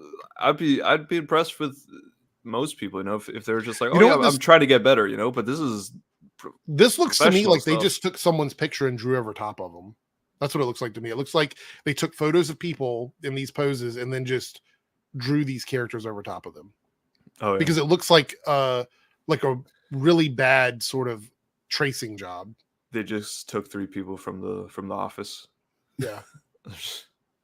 Boy. Oh, there was a little bit left on that clip of Eric. Sorry. Let's like finish 40 seconds. Yeah, just checking. I want to see what he has to say about me. Let's see what he says about calls me a clown or something. Are basically shutting them down, so they're unable to. They're level. I guess this is what they were frustrated at, is that they're leveling things at me. I'm not engaging with them, but they're still not getting that benefit of going unchecked, and they're getting frustrated because of that. Because other people are basically correcting them. What is that logic? What pure cope? What is that? What does it even mean by that? So you're not going to refute what I said, which was that you are fighting through other people. So your response to that is a deflection, that somehow that's an issue for us. I react to your content all the time, never expecting you to respond, Eric. I never expect you to respond to it. Y'all really bought that shit butt ass comic book. I'm crying. Here we go. Yeah, Katie, we're going to finish the clip here. All right. Seems to be making them mad. So not only am I not engaging, which is what they want from me. Was I mad in that clip? Did I come across mad to anybody? I don't know. They love to say that about you though. Whenever you're just like straight up fucking dropping some heat on them, just you know, you may be saying it in a very direct way that makes them uncomfortable, but it's not mad. I mean, for the many comments I've had throughout my time on YouTube of people saying like, "Oh, you sound so boring. You need to sound more passionate." And then we have DJ who's very passionate about what he's talking about. They're like, "Oh, he's angry." Yeah. So it's you can never win. That's two sides. We're either like apathetic or mad. That's exactly. There's no in between. Let's see here. We got 10 seconds left. They want from me. They're still not able to just say just anything and then go unchecked. There's other people that are willing to check them on that. So yeah, I saw that video. It's kind of a trip. Oh wait, this is Katie Did's little puppet here at the end. Yes. Clip, and snip. Okay. All right. So thank you so much, Katie Did. You kind of did something there inadvertently, because one of the things we planned on doing today was looking at maybe some videos that were critical of us, and it's like up until a little while ago I couldn't really. I didn't have one. I had one, so that was my contribution there. Randomly, so now we've started that segment. Let's just go ahead and head on into it, because I got some shit right here. Turf Nation, did you know you have? We're not going to say, because we know the game. Look, I don't think this guy's. I don't think he should be taken seriously. Really, he's actually kind of pretty cringe. But there's this guy that really likes you a lot, Turf. Yes. And I think if people have asked us to talk about him before, and we're just like, I don't know, man. But like, it seems kind of fun. And I've done a little editing here just to make sure that things are, That's the thing. I've never wanted to cover this person because I've never wanted to like give them the time of day or at least say their name. I'm fine with watching a video without them because this person is insane. Yeah, and it's. I mean, either insane or he's just like trying so hard to be like an edgy that it's like it's. And if you're trying that hard, you are so insane. It's pretty. You've got some kind of thing going on where you're like really sad and lonely and desperate. And it's bad. Let me see where the hell this shit's at. Well, first of all, there's this situation. which we're going to be following up on this. I'm going to be following up on it with some video pretty soon. But what? Pro Antifa YouTubers targeting bounding into comics? That's fucking terrible. That sounds awful, guys. Organized chaos, actual fandom into. Oh shit! Let's bring this guy on to answer for this. Bob, you wanna explain this? What's going on, man? Do I get to browbeat somebody? I mean, that's apparently what we're doing. So that's what we do. That's our thing. We browbeat the presence of Christianity in modern media. That's all we do. You know that. Yeah, that's how we roll. Hello. I mean, come on. Can you explain why we do? Why are we like this, Turf? We browbeat the presence of modern Christianity in modern media. Why do we do that? Because we're fucking jealous, man. That's what it is. We're jealous of success. Yep. We wish we could be like them, and so we do the good old kindergarten tactic of when you have a crush on a girl, you bully them. That's what we're doing. You know, we want their fans to come look at our channel, and but maybe we should try just like doing the exact same thing that they do, though. Instead, wouldn't that be a better avenue to? That's a good idea. Fuck Brie Larson. Fuck her. All right, so there's that. But I'm looking forward to that. This one's all about you, right here, Turf. Oh, I can't wait. Guys, prepare your cringe bags or whatever. Very soon, he's going to have the power to destroy Star Wars. But I believe he won't stop there. He can't. He won't stop until there's nothing left at all. What is he? He is you. You're opposite. You're negative. The result of the equation trying to balance itself out. And if I can't stop him? One way or another, this war is going to end. Tonight, the future of Star Wars will be in your hands. I just want to say, like, I love my setup in this video. This is all about. I know it's actually really fucking flattering, but like, this is all about Star Wars fandom, and then yet this guy chooses the Matrix to do a thing with, and it's like, come on, man. Yeah, it's odd. You could have found something. There has to be something like in Star Wars about like light forces and dark forces against each other or something he could have used. I don't know, maybe. Yeah, you'd have to dig. But listen, I'm not complaining. He's making me sound cool. Yeah, I love that. Whenever these haters make it sound really cool. Yeah. Or in his.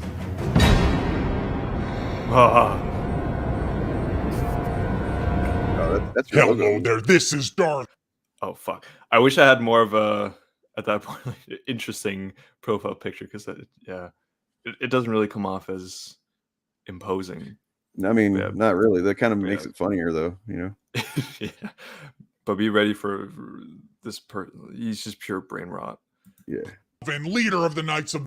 I've been on YouTube for 2 years. After giving the garbage sequel trilogy its full shots, I raged after seeing. Okay, so one thing I want to say about this guy, Midwesterner, for sure.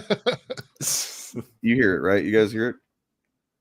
Episode 9 in theaters. Take that ridiculous thing off. Hello. My name is Darth. And I'm fucking tired of Disney Star Wars. My number one goal was to gain enough power and influence to get the sequel trilogy retconned. That's fucking delusional, dude. That is fucking delusional. Like, what does that really? Bro is almost there. He just has to keep going. Yeah, plugging away. Yeah.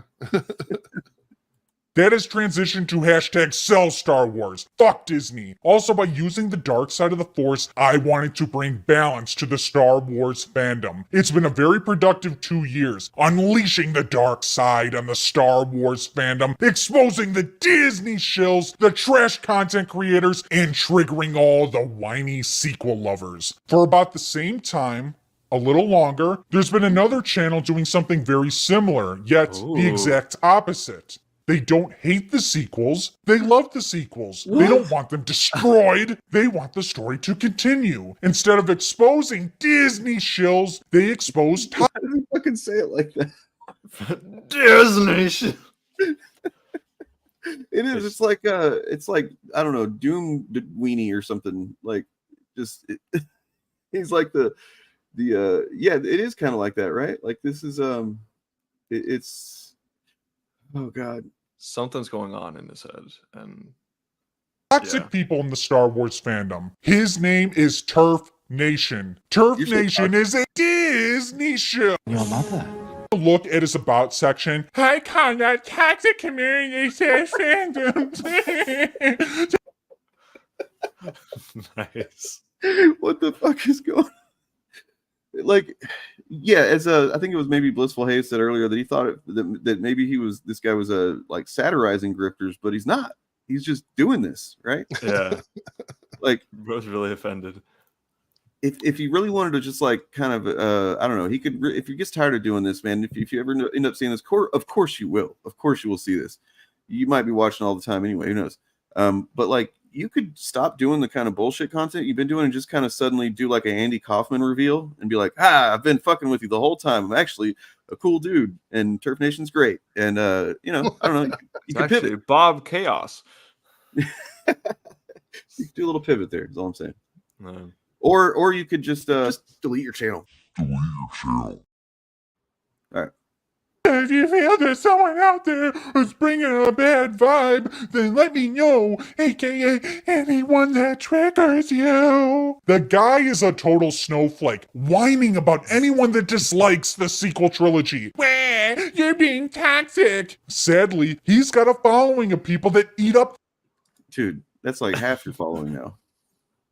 Yeah. That's true. This is a while ago. But also it's always great hearing someone call you a snowflake when they're sounding like this. When he's actually and they're so upset about movies, right? Yeah. Like, there are these people and they actually like these movies. Oh, they're snowflakes. So okay, nice. Nice, buddy. This whiny pussy garbage. This generation is look, look, okay. I'll be real. I'm always telling Turf, dude, I'm tired of your whiny pussy garbage, okay? Yeah.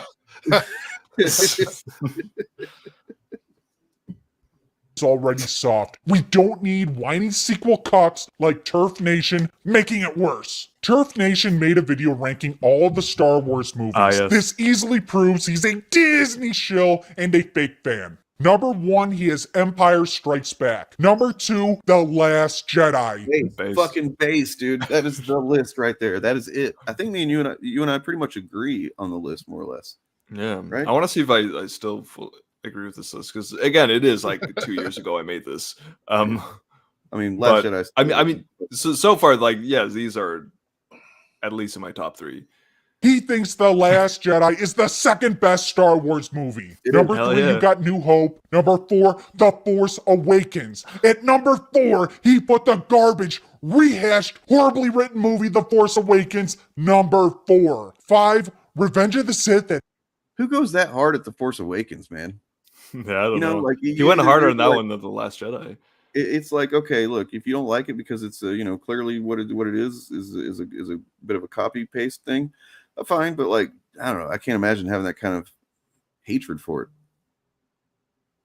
5, number 6, shits on Return of the Jedi. 7, Attack of the Clones. 8, The Phantom Menace. And number 9, he puts The Rise of Skywalker last. Why would he what do a Disney shill. So my least favorite Star Wars is The Rise of Skywalker. No! The more I think This is such an old video. This is such an old video. Your audio was ass, dude. What? It was ass, and I still have trouble speaking, but I don't know. You did gaming footage content, man. I didn't know that about you, Turf. I'm really fucking. I don't know, man. For a while. I did that even in the beginning when we started the initiative. Confirm that Turf is a fan of Leafy is here. That's where. Yes, I'm the second coming of Leafy. No, I don't think he is a grifter. I think he's just kind of fucking unwell and obsessive. That's the thing. I remember this guy from because way early in my channel when I was a part of other Discord groups and stuff, and him and his people, they were creeps. They were weirdos, and I believe they believe in this stuff. Yeah. If anything, they're just very sad, and they need something to put it into. Like I want to give him some points for look, he's doing some character work and stuff like that, but then I have to remove that because the character work is ass and it's just kind of like derivative Doomcock shit. So no point. You actually end up with negative points. Not only he's real. It's real. There's several videos. He's got a whole channel. I've looked at his Look at his Twitter and stuff like that. It's a whole thing, man. It's fucking upsetting to know that somebody exists like this. About this movie, the more I hate it. Now you might be saying that man. Oh, so this video is going to be more painful for me to just hear my old voice in my videos than any of the criticisms he's going to. No. Let's get through it. It's okay. All right. Funny. I mean, it's not the full video of his, by the way. It's only about 6.5 minutes of his video. Yeah. All right. What do you mean those parody things I used to make? What? Like what? Are you him? No. Ooh. No. As in the Disney show, he publicly ripped on the Rise of Skywalker. Hold on. Turf Nation is your typical Disney shill. They will show respect to the original trilogy. They'll put the sequels at the top of the rankings and the prequels at the bottom. In this case, Turf Nation ranked The Last Jedi at the top. Turf Nation is an SJW and parts of the Ryan Johnson Twitter mob. What I loved about this whenever I was kind of like editing it down was just like how he just makes these claims and then like, and that's evidence, you know, it's a proof that he's a Disney shill is that he's a Disney shill and shit like that. It's like, wow, well argued, man. Well argued. People shill for The Last Jedi. I've talked about it in quite some detail before, stating how I love Luke's character arc, how I love Rey's parentage, how I love Rey and Kylo's dynamic, how I love the visuals, the fights, the music, the cinema. Typically, they don't like The Rise of Skywalker because there was an attempt to retcon or devalue the events of The Last You're goddamn right. Exactly. Goddamn right. Jedi. So that's why he despises The Rise of Skywalker. But he still defends it. Turf Nation is a Disney shill. So first thing that happens was a comment called me Turd Nation. Shill Nation. This is that look. I'll be honest. This is actually the funniest thing in his old videos. Turd Nation, where he's like, "Shill Nation, that's your new name." That's a good name for you. What's your name? Turf Nation. Shill Nation got into the Star Wars community. Why does he think that you're Napoleon Dynamite? Is what I like. I don't know, man. It's also, honestly, even though this man is something's wrong with him, and his video was way better than mine were back then. I'm just gonna say that.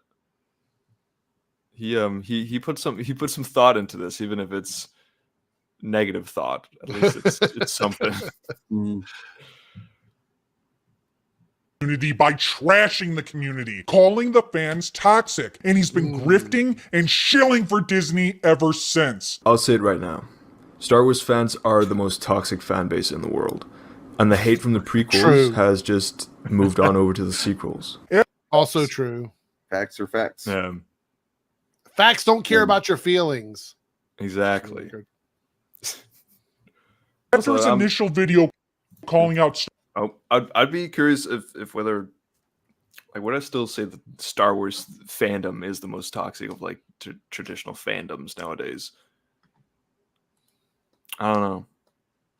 I would say that honestly, because of groups like the Fandom Menace, that it's kind of just exploded and bled into other fandoms, and it's all just like kind of like overflowing with each other now. They're all cross contaminated.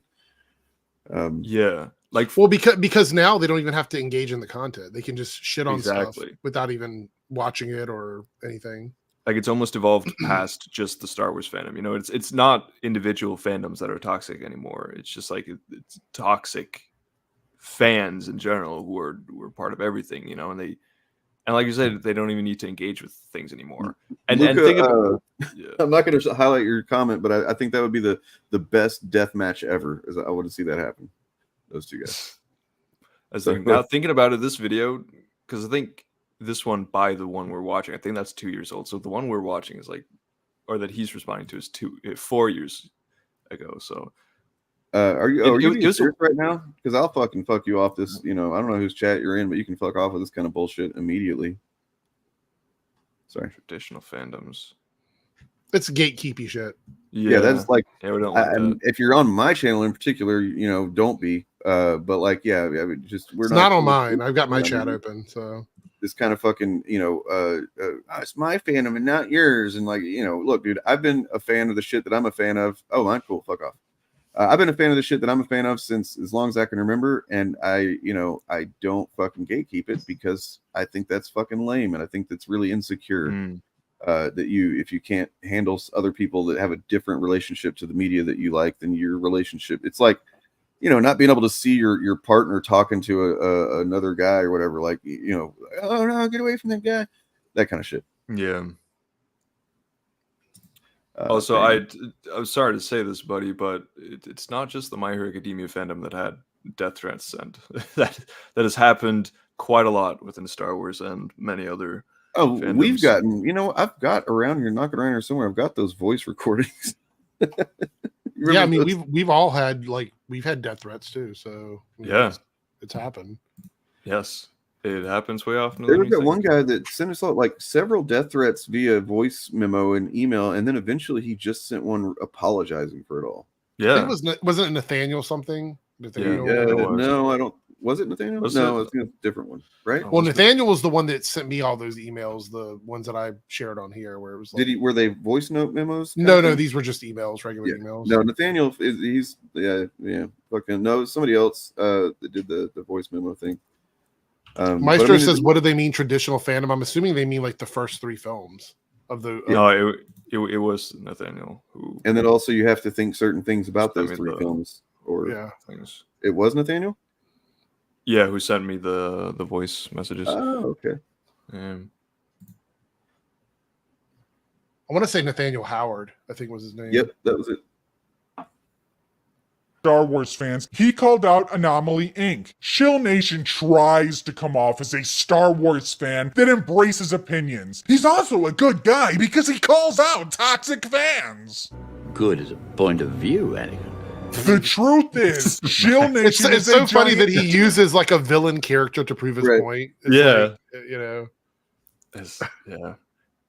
Disney shill that is triggered by sequel trilogy criticism. But then he uploaded this fucking video.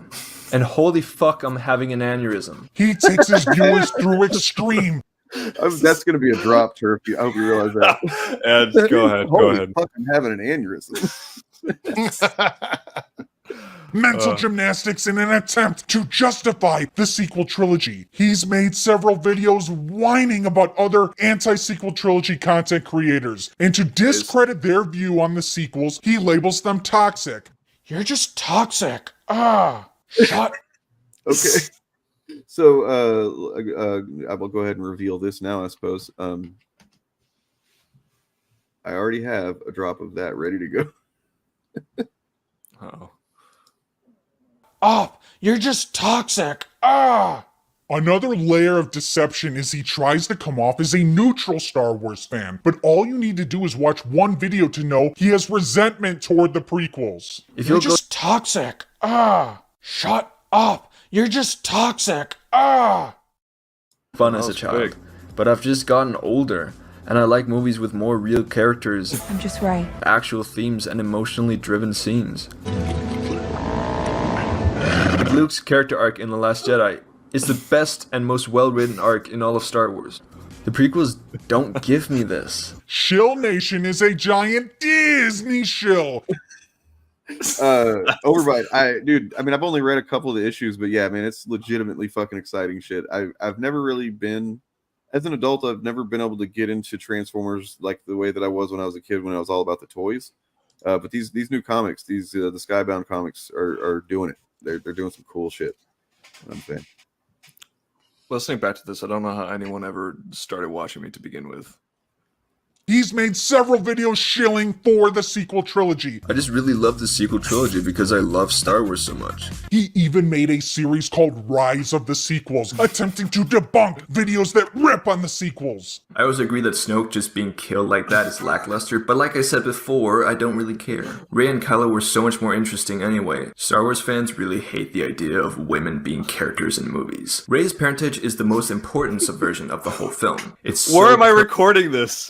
Were you also kind of sitting back and like smoking a cigarillo while you were doing this? Like just taking, I don't know. It seems like you have some kind of like you're at a speakeasy or something.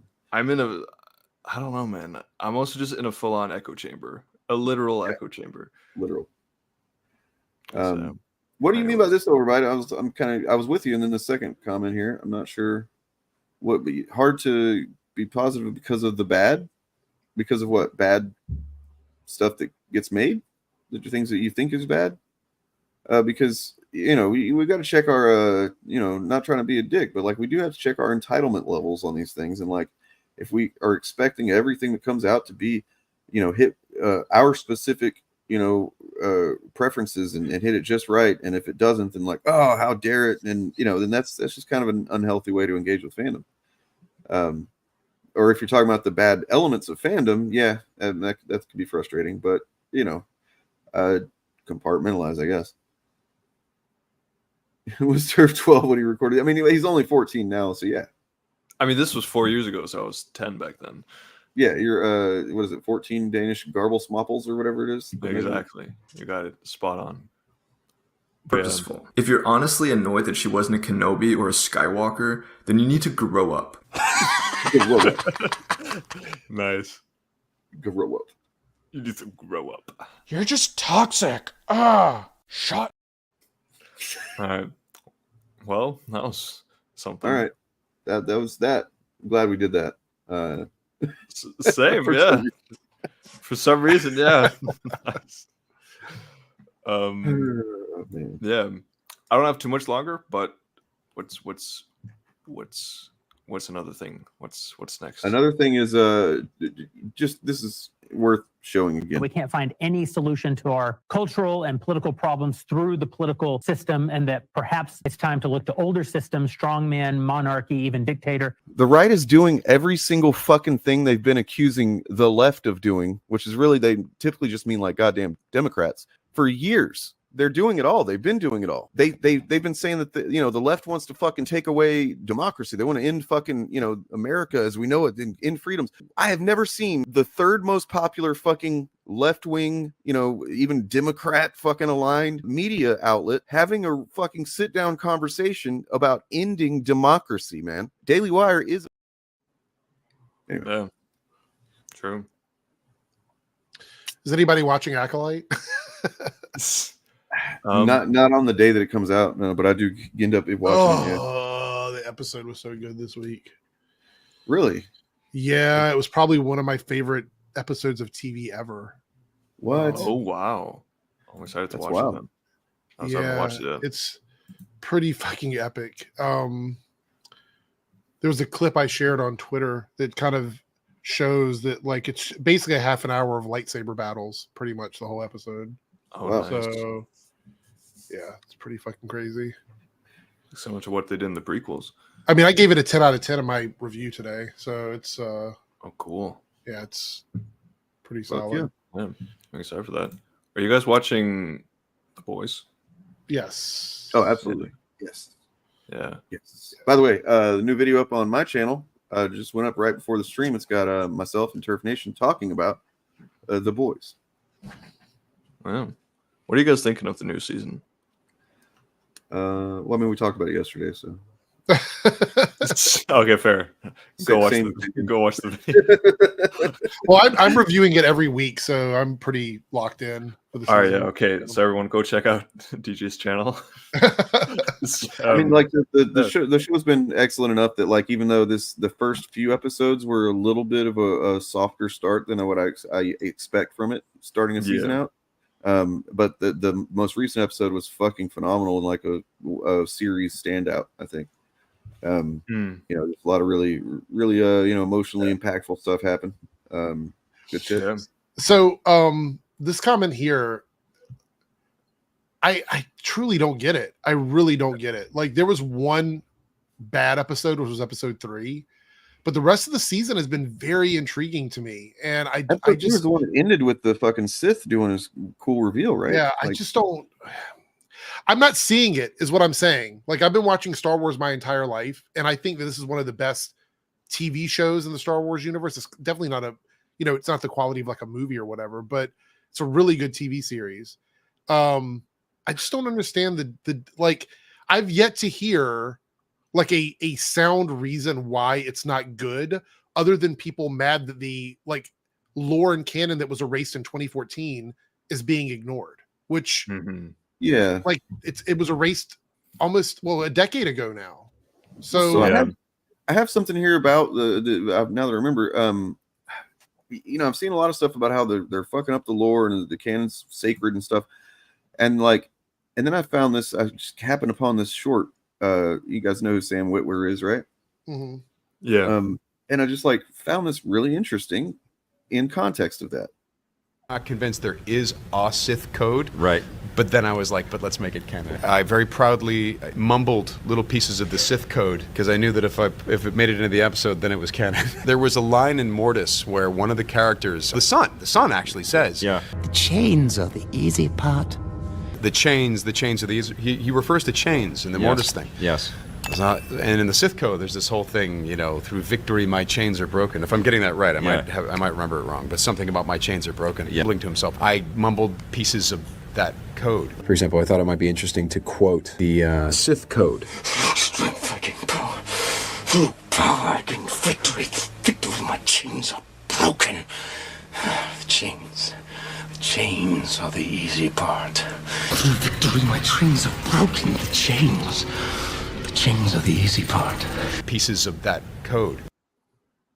You know, that you just have to say the stuff and it makes it in the episode and like it's canon now, right? Yeah. It doesn't seem like there's like a really you know, strict process for making things canon. And if an actor can decide to do it on something that, you know, just like, oh, I'm going to make this official Sith code. There's so many things in Star Wars that have just been changed. And you know, like George Lucas just going, well, I like this new idea better. Yeah. Like it's happened throughout the entirety of Star Wars. Janice, the weird thing is that the Acolyte has several, like at least 2 male leads as well. Yeah. So the idea that we have Amandla playing like the twins, we also have Saul, we have Kamir, we have other characters that are getting a lot of screen time. It's just, the story sort of reflects around, you know, the twins, but the other characters play important roles as well. So I feel like it's not a clear, like this is the main only important character in the whole series. I feel like there's, I don't know. I'm trying to understand that why people are mad at the show, and I'm just not getting a good read on it. I mean, Fire in Space and they have the same haircut, and we don't like witches. I mean, I just all things. I don't understand. I mean, I don't get it. Fires have been in space throughout the entirety of Star Wars. Witches have been it. She's a former Padawan who could put out sustained fires in the vacuum of space. Sustained fires in the vacuum of space. Sustained fires in the vacuum of space. Fires in the vacuum of space. Fires in the vacuum of space. Sustained fires in the vacuum of space. Did you see the tweet that he put out today? Nerdrotic? Yeah. No. Let me see if I can find it quickly. I retweeted it, but then I had a misspelling in it, and then I just deleted it and was like, oh, I don't care. No, I mean, I think you misunderstand Ronan art and music, I believe. I mean, if you're saying that like we aren't understanding something that you can explain as if it's fact, then no, you can't, because it's literally just an opinion and no, you're not really. Put it this way, you're not going to convince me to dislike it because you don't like it. So there's no point in and it's kind of weird that you would want everybody to dislike it with you, you know, if that's what the case is. So here is the here's the tweet from Nerdrotic here. And it's talking about Mundy, you know, the character from fucking the prequel series. Did you hear all the discourse around him about okay.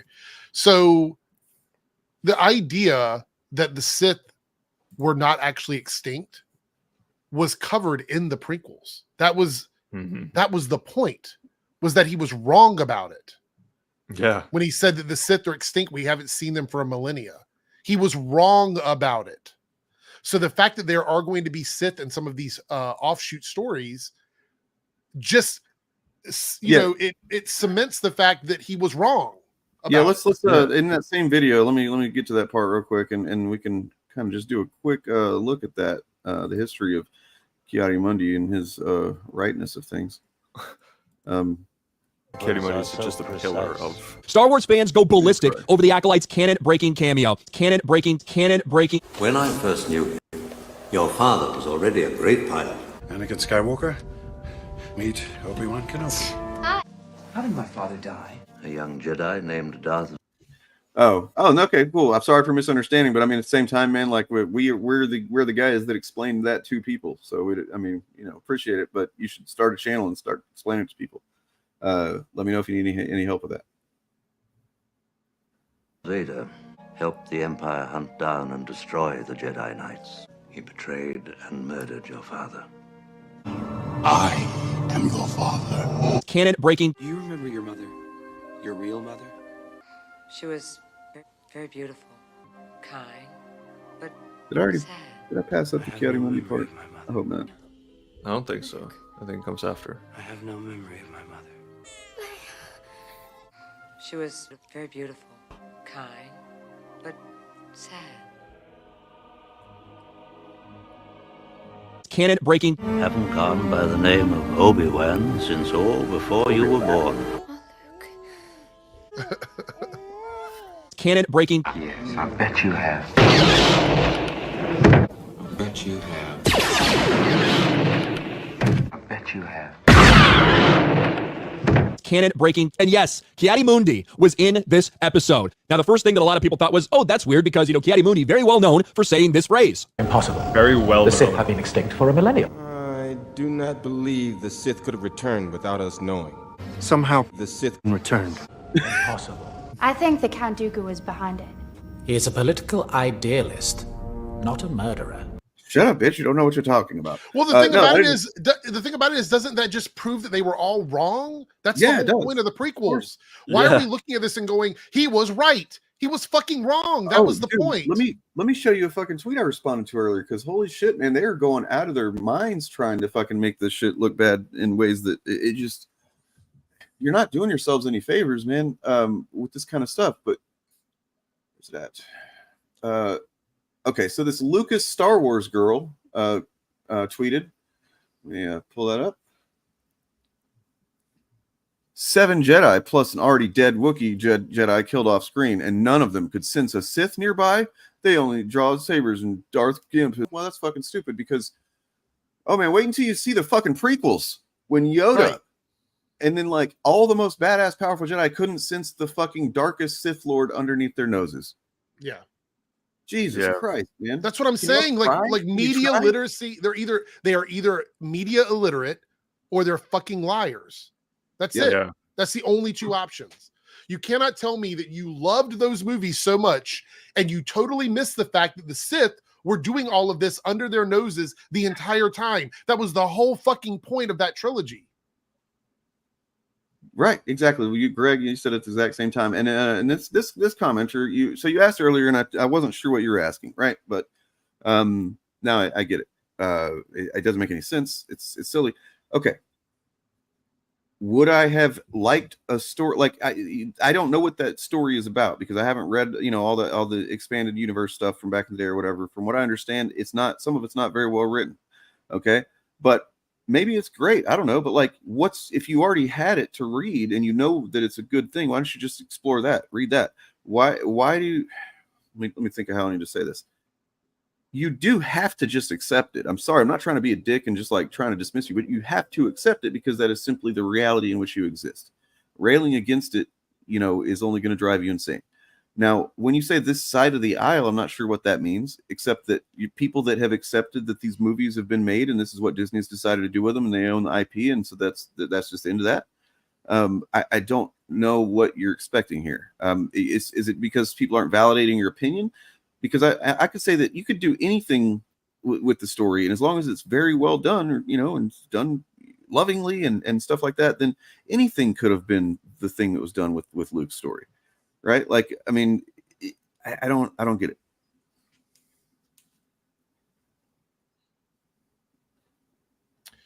But because it seems to me like this comment is made looking for two extremes. You either completely hate it and there's no redeeming qualities about it at all, or you love it and there's no criticism of it. And that is not where I exist. I've criticized stuff that I love all the time. Like I do reviews on my channel and I've talked about the stuff that I don't like in the Acolyte specifically. So you can't be talking about me. You're a Disney shill. I would have liked to see some, more stuff of Luke, actually, some more stuff in the Jedi, his Jedi Academy before it fell. That would have been cool to see. So in that way, I guess I could say that I'm not 100% satisfied with how it played out. But I'm very much of the mind that, I am willing to grant a storyteller the chance to tell me the story, and I will accept it as best faith with it, and just like, instead of fighting it at every step and like, oh, I don't like this, I don't like that, I will just try to accept it from beginning to end. And if I can, accept that in the entirety of that story, then great. That's awesome. That's what I want to do. I want to have a full storytelling experience. And yeah, I don't get people that are just looking for things to be a certain way, and you're going to reject it if not. I mean, I've said, look, I didn't like Boba Fett. I thought that was not a great series. I liked the Mandalorian episodes of it, but I didn't like the rest of it. I thought it was kind of a failure. Wasn't a big fan of the Obi-Wan series. I know it was nostalgia bait. I get it. I didn't really like it. But I'm enjoying Acolyte. I didn't like episode 3. I think there's a world where you can be like, okay, this show is all right. It's okay. Some of the stuff I really like, some of the stuff I don't like. These polarizing shits, like the stuff that Nerdrotic and Critical Drinker does, where you shouldn't engage in it at all because I don't like one thing about it, is the most caveman fucking take ever. It's so fucking stupid. Here's my take on the Acolyte. It's probably, I don't know if it's my least favorite thing, but it's not, like I said earlier, I don't watch it the day it comes out, and that's because it's not something that I'm excited to watch every week, but I will watch it. I'm a Star Wars fan, and I want it to, there's been some amazing moments and stuff like that. There's been a couple episodes that are better than others. And when I say better, I don't mean that the other ones are bad. I'm just saying that it's not connected with me or didn't get me excited in a way that I'm used to with Star Wars. And we love it so much, we watch it the minute it comes out on Disney Plus. Like the minute it gets released, we're watching it. So there are people that feel that way about it. And I think that's the whole point. We've talked about this before, Dane, and I'm going to have to give you a shout out on this one. Something cannot be objectively bad if you disagree about it, because that disproves that it's objectively bad. Yep. So like, I'm saying that we love it. We watch it the minute it comes out, but apparently it's awful and everybody hates it. If you look at like, Nerdrotic and these other channels. Like, well, there's just a lot of it's not the world we live in, man. Like being a fan of something is not about just blindly hating or blindly loving something, right? Like you can absolutely still be a fan even though you don't like one of the TV shows or you don't like parts of it, or you think, this was just all right. That's not like criticizing something, being or not liking something and talking. Could about you that. imagine if people, if these channels were watching Lost right now while it was on TV? Could you imagine how have you guys watched Lost? Have either of you watched that show? I watched. Oh yeah. I was a big quite a bit of it. Can you imagine how many seasons they broke their own canon and their own lore in that show all the way up to the end? They would have lost their fucking minds trying to dissect that show. To them, it would have been the worst show on television, but for years, it was the most popular show on television. Mm-hmm. So I don't think you know what objectively means. So if you say Acolyte is bad and it's objectively bad, and I go, no, I actually like it, then that means it's not objectively bad. Yeah. You can say that objectively the lighting is really dark in that scene and it's hard to see things. You could say objectively they used music that isn't as popular as some of the other music. There's a lot of ways you can objectively talk about art, but the actual art being good or bad, there is no objective yes or no. Yeah. Whenever you attribute quality to a piece of art, it cannot be objective. Tiberius, this guy, no. I mean, it's just not true. I mean, sorry. Like you guys, you discount a lot of people because what you're doing is you're looking at YouTube numbers, dude. and you're looking at downvotes on fucking Rotten Tomatoes, and you're thinking that's it. That tells us all we need to know. You're not realizing the fact, and you probably can't even fucking internalize what I'm about to say because it'll just like be incongruent with your whole fucking, the things you think. But like most people it's not a metric. That's not a metric, by the way. Most people are not fucking engaging in this shit online, period. Most people have no idea that this conversation, this discourse is even happening. There are plenty of people watching the show, and they're either liking it or they're not liking it or they're loving it or whatever the fuck, it doesn't matter, but they have no idea that Nerdrotic is out there doing this, that Drinker's saying this, that I'm saying whatever, that they don't fucking know, they don't fucking care, because most people aren't, terminally online fucking brain-addled people. Your hatred is also a much like better motivator to go online and leave bad reviews than like enjoying. I didn't say that it was just a statement on YouTube. I'm saying that that's just a fact that your perspective on this is informed by this. The guys you mentioned tells me where you're coming at this from, man. I'm sorry. I'm just going to ask you this, and this is what I say in all my videos. Give me proof that what you're saying is true. Show me something that tells me that the majority of people who are watching this show don't like it or they're ignoring it. And you can't use stuff that can be manipulated, like Rotten Tomatoes and things like that. Give me some sort of proof. Give me proof. Give me a citation saying most people is not a metric. Saying that most people agree with them is not a metric. That is not a measurement. That feels true, right? I mean, that might even be true that they've expressed dislike. But I mean, there's also, how can you even possibly know that whenever a lot of the shit that's been expressed is inorganic, again, more bullshit. People is not a measurement. Yep. That doesn't make you right by saying that. That is not a measurement. Most people, more people, these nebulous terms do not make you correct. See, look. Because you're the one making a claim. Do you understand how exactly. Yep. You're making a positive claim. And that is up to you. The burden of proof is on you to back that up. The burden. I never said everyone loves it.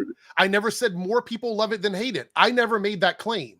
I said that there are people that like it. But you're so invested in the fucking trenches of this culture war bullshit that you feel like you have to make this statement, this positive statement, that there's just so many people, more people. But we're not trying to make the opposite statement. So, I'm not trying to convince you to like it. If you don't like it, you don't have to watch it. I have to say this every week. I'm not the opinion police where I'm twisting your arm and saying you have to love the show. All I'm saying is that the show is not awful objectively. It is not hated objectively. I don't use those kinds of terms. I don't say things like that. That is a really bad way to view media. And that's why we don't have nuance in conversation about quality. I can't even talk about the nuance of an episode without hearing woke, SJW, identity politics. I used to love talking about this shit on the internet. I used to love going into the forums and having conversations about it. Who shot first?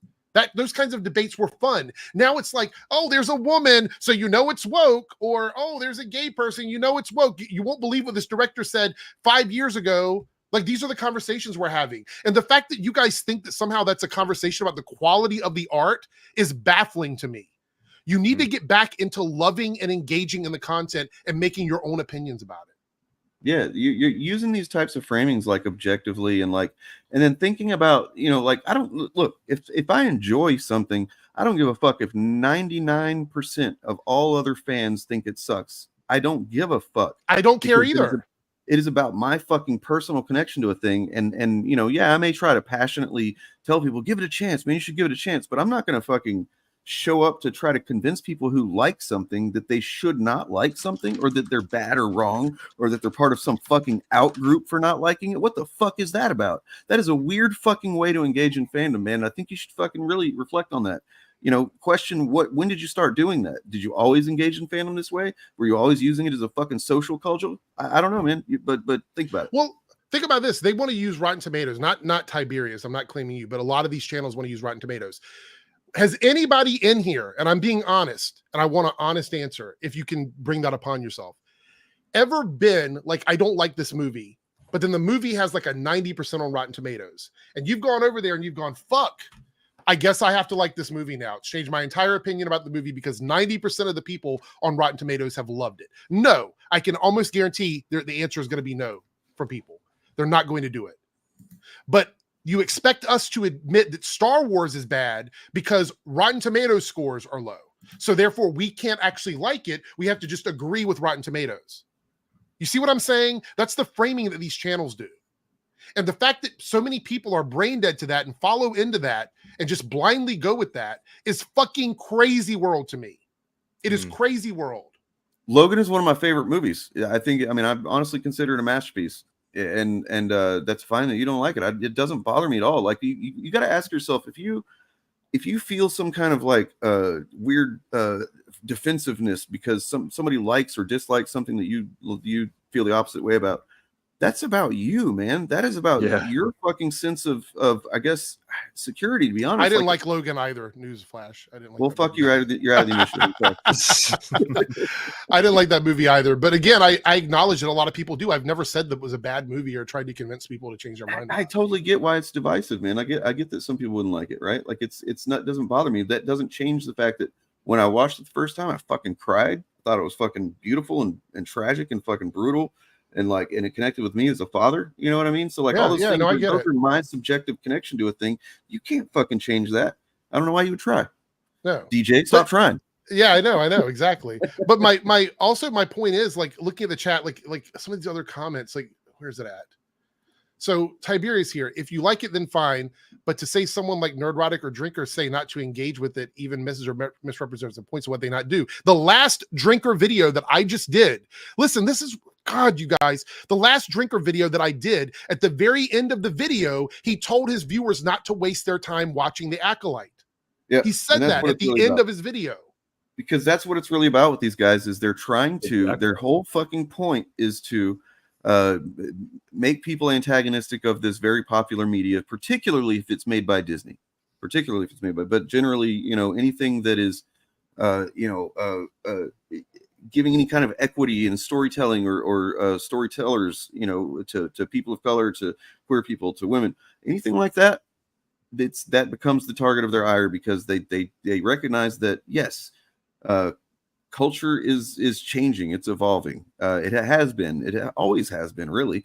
But they make this fucking fake culture war up when really all it is just certain pocket of people that are algorithmically fucking influenced by YouTube and other shit to just fucking rail against whatever it is, just rail against it, say it's woke, say it's bad, despite the fact that nobody can fucking define what woke means. And then half the time people don't watch the shit. It's look, I've been doing this for 5 fucking years now, man. I've seen it play out over and over and over again. It's fucking, it's inorganic bullshit. Don't trust IMDb. Don't trust Rotten Tomatoes. Never use those as sources for quality. Stop doing that. Everyone, right now, listen to me. This is the time where you should listen to me. Don't use those fucking sites. Yeah, they're bad. They're bad for media. Rotten Tomatoes has fucked up movies a lot more than some of these chud channels has.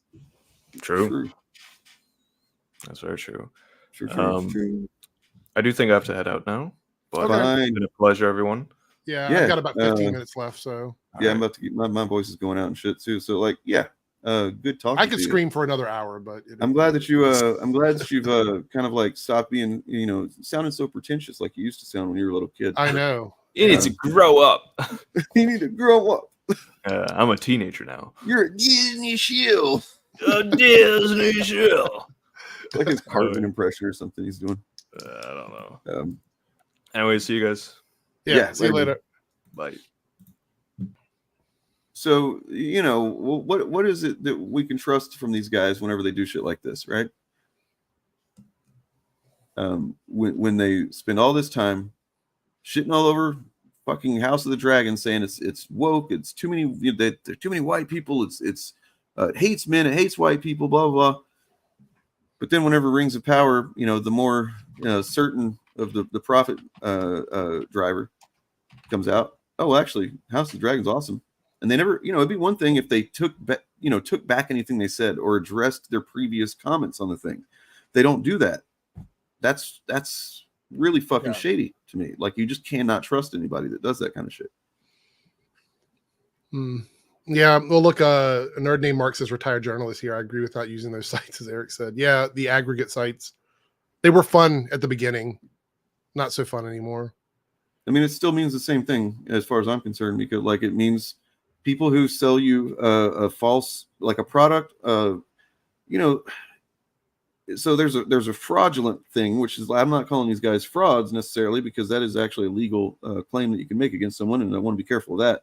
But you can sell a fraudulent product. You know, you can fraudulently sell a product, and I don't think these guys necessarily do that. For instance, Eric July, if you buy one of his comic books, you're going to get a fucking shitty comic book, in my opinion, for way too much money. But it's not the comic that really is the issue. It's the pun intended.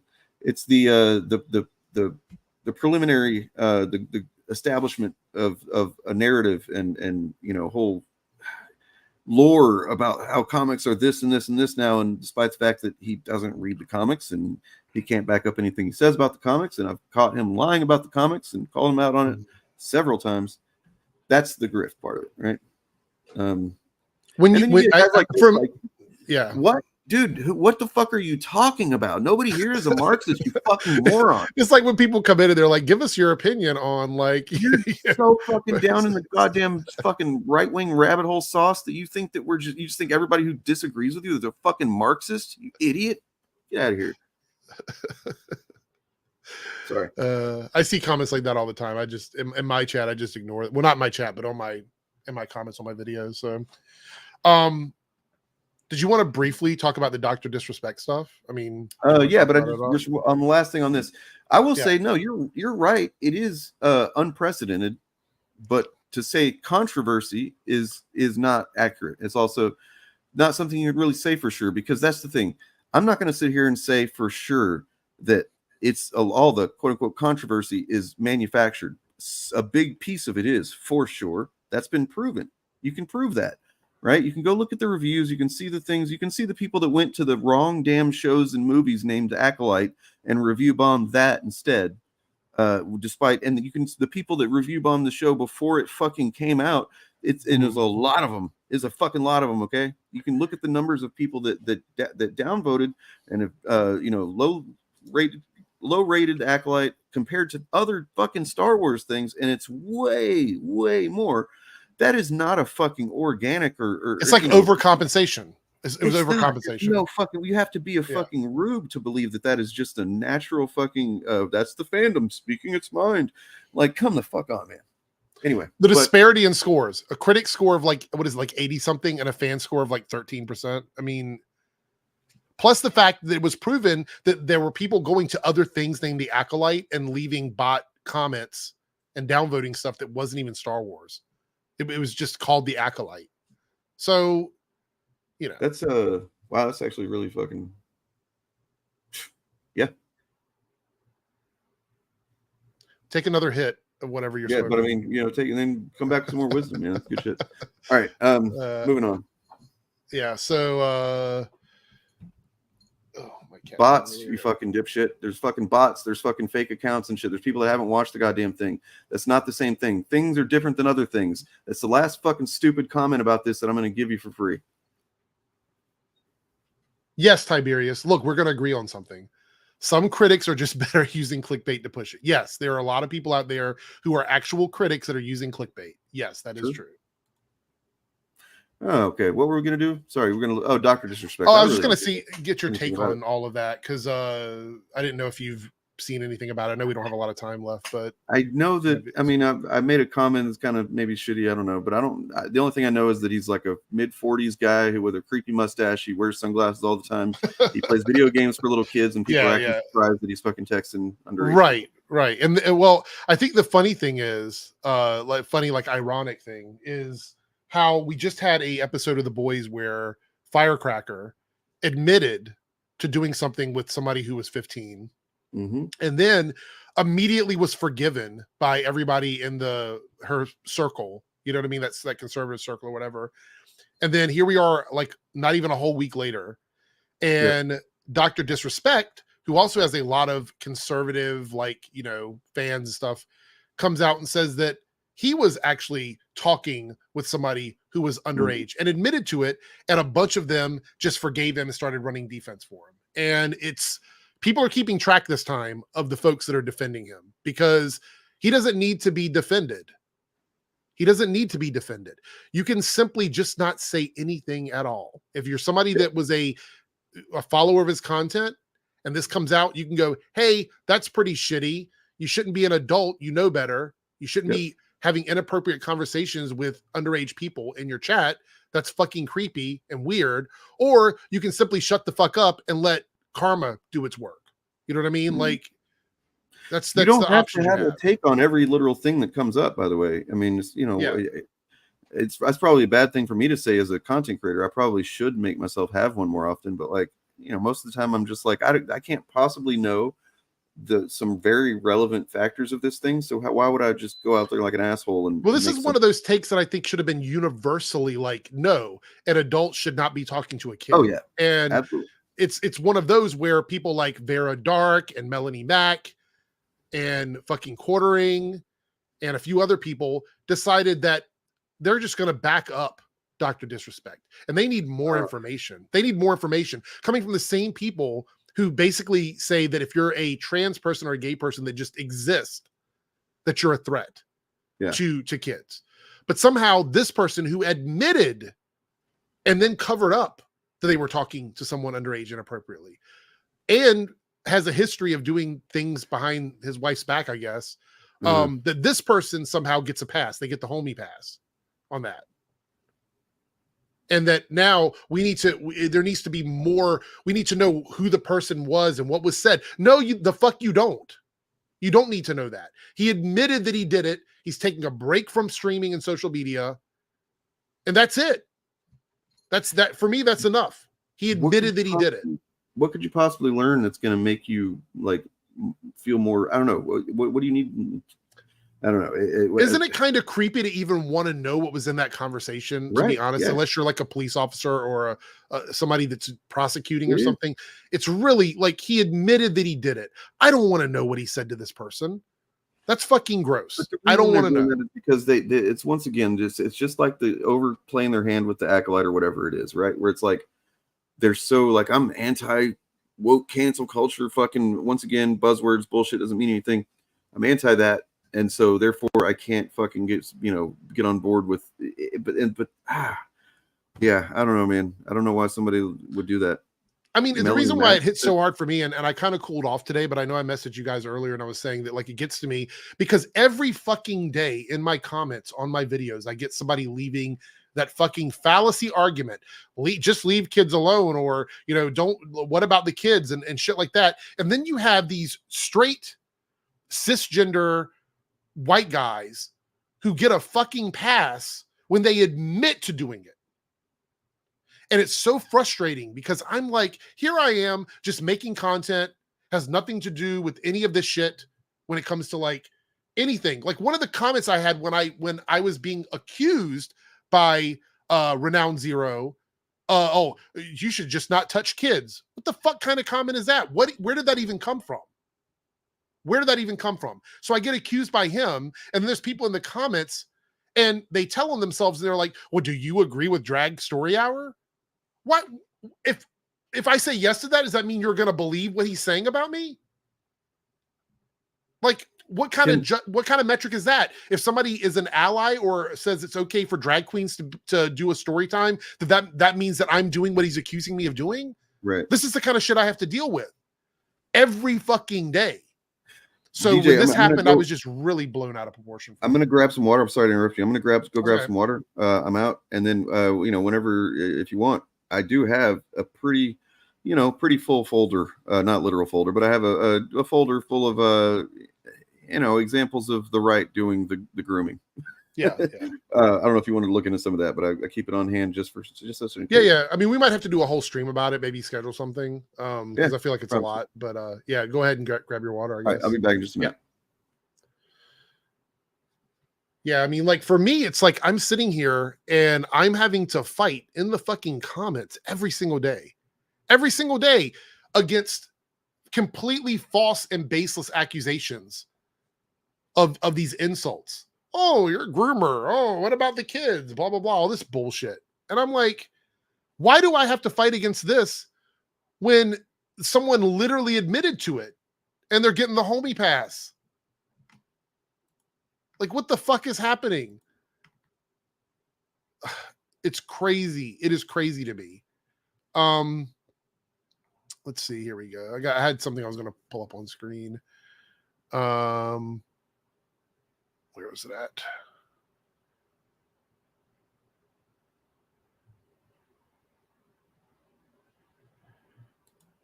So I saw this one. This was a Melanie Mack here. Let me share this. I think this is interesting.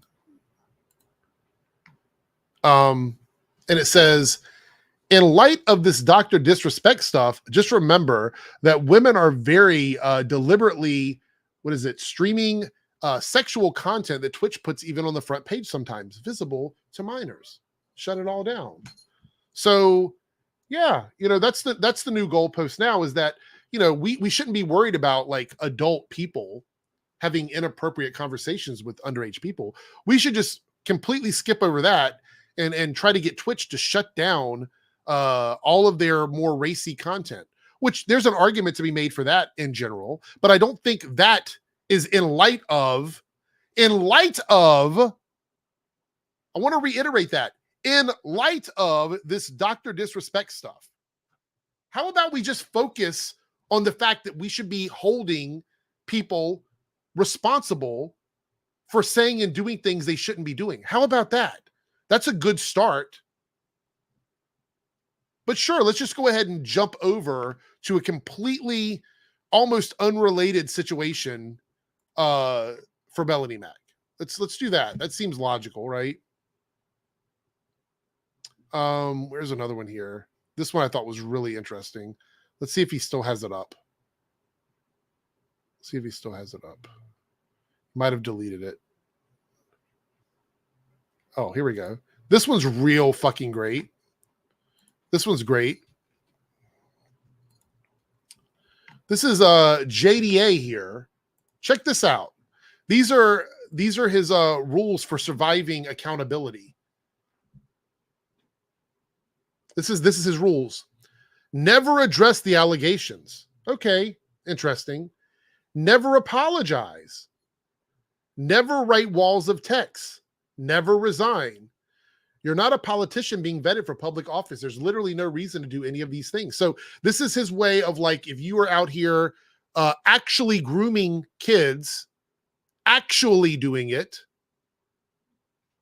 which is what Dr. Disrespect admitted to, which is having a conversation with somebody who is underage privately, trying to set up a meeting with them, actual grooming. JDA says this is what you should do. This is how you survive that. So, no big shock coming from him or any of these people, actually. I'm not going to go through all the takes. But I have to say, as someone who gets fucking battered down with negative comments randomly with no fucking proof of anything, it's a little eye-opening and annoying, actually angering, I'll put it that way. It's very upsetting that they so easily brush aside a large platform streamer who admitted to trying to groom a kid, and they get a pass. But the entire queer community, it's just a field day with us. Yep. So I mean, yeah, and once again, man, I am sorry that you fucking deal with that shit. It's like, I mentioned, I guess, somebody brought it up the other day. Our good friend Beta Bird, he brought it up on Twitter.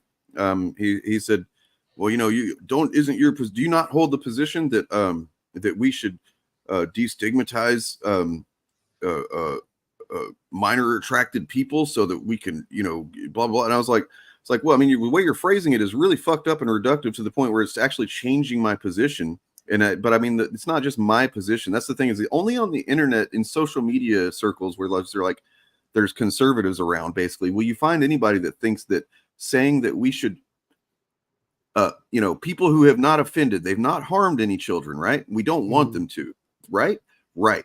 So what we do is we fucking treat them with the treatment, right? Instead of fucking, well, what these guys often talk about, which is fucking want to take them out on the street and curb stomp them or whatever. Okay, how about instead of that, we fucking put them on whatever medication or fucking therapy and stuff, and we fucking keep an eye on them so that they don't ever fucking harm a single child. How about that, right? But instead I get called a fucking groomer because that is my position. It's also the position of the fucking, I remember the stream where you talked about that in detail and how that worked out. But people, still will fucking be like, oh, you're a fucking groomer, because that's my position on things, because I actually don't want children to be fucking harmed. And so, but I mean, and that's me, as upset as I'm getting right now about that fucking stupid bullshit. I can't imagine what it's like to just be, who you are is going to get you called that shit for no reason. I tried to tell Renown Zero, I gave him a chance, and I said, you may want to rethink that, because here's the deal. Say, for example, one of those people who follows Renown doesn't like me, right? They don't like me, but they've not reached that point where they think that I'm doing something criminal. And they happen to, I don't know me. They know where I'm at. They have a general idea of where I am. What if one of them comes out and decides, oh, Renown Zero must know that he's doing something wrong when it comes to children, so I'm going to go out and do exactly what all these people have said I should do to him. Instead of letting, mental health policies, whatever it is they might believe that someone would need in that situation, they're just going to believe some bro on the internet, and they want to go out and do some vigilante justice.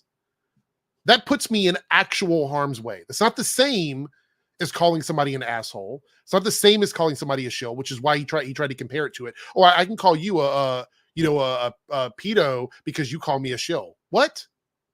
Those aren't comparable insults. It's not the same thing. So actual harm can come to me, and I gave him the opportunity to back down on it. First, he tried to lie about it and say he didn't say it. He's like, I didn't say that, but I had screenshots of it. And then I dropped it, and he's like, oh, I did say it, and I actually stand by it. Oh, so you lied, but now you're going to double down on it, even though I've already told you that there could be some legal issues with this. Yeah. So having to deal with that was a fucking nightmare. Just the whole situation is so bad. And the video that he was commenting on wasn't even about Dr. Disrespect. It was the video where I talked about Eric July. So he just randomly dropped in and said, oh, you should stop touching kids. Interesting. So I already told him, I told him if I lose a gig and they use his tweet as the reason why, because I do a lot of charity events and stuff. If I lose a gig because they looked at his tweets, we're going to have a problem. We are going to have a problem. Exactly what Scott says here, by the way. It's like everyone with any fucking sense in their head and a shred of morality, and I believe that's most people, know that harming kids is wrong. Like we just intuitively, it's just a thing that most people, unless you're just kind of born with something fucked up or something gets fucked up in your life or whatever, in your brain, everybody knows it. Everybody agrees it. That's why the most fucking bad faith people resort to that so quickly. Because, they just know. It's like to them that they don't have to engage in any kind of intellectual, they don't have to defend their positions. They don't have to fucking explain anything about why they're fucking hateful pieces of shit or anything like that, because with that, they just go, oh, you're groomer, pedo, whatever. And it's like that, and that's it. Yeah. It's an insult. Look, I'm going to be honest with everybody. And this is kind of a plea to rational thought, rational people.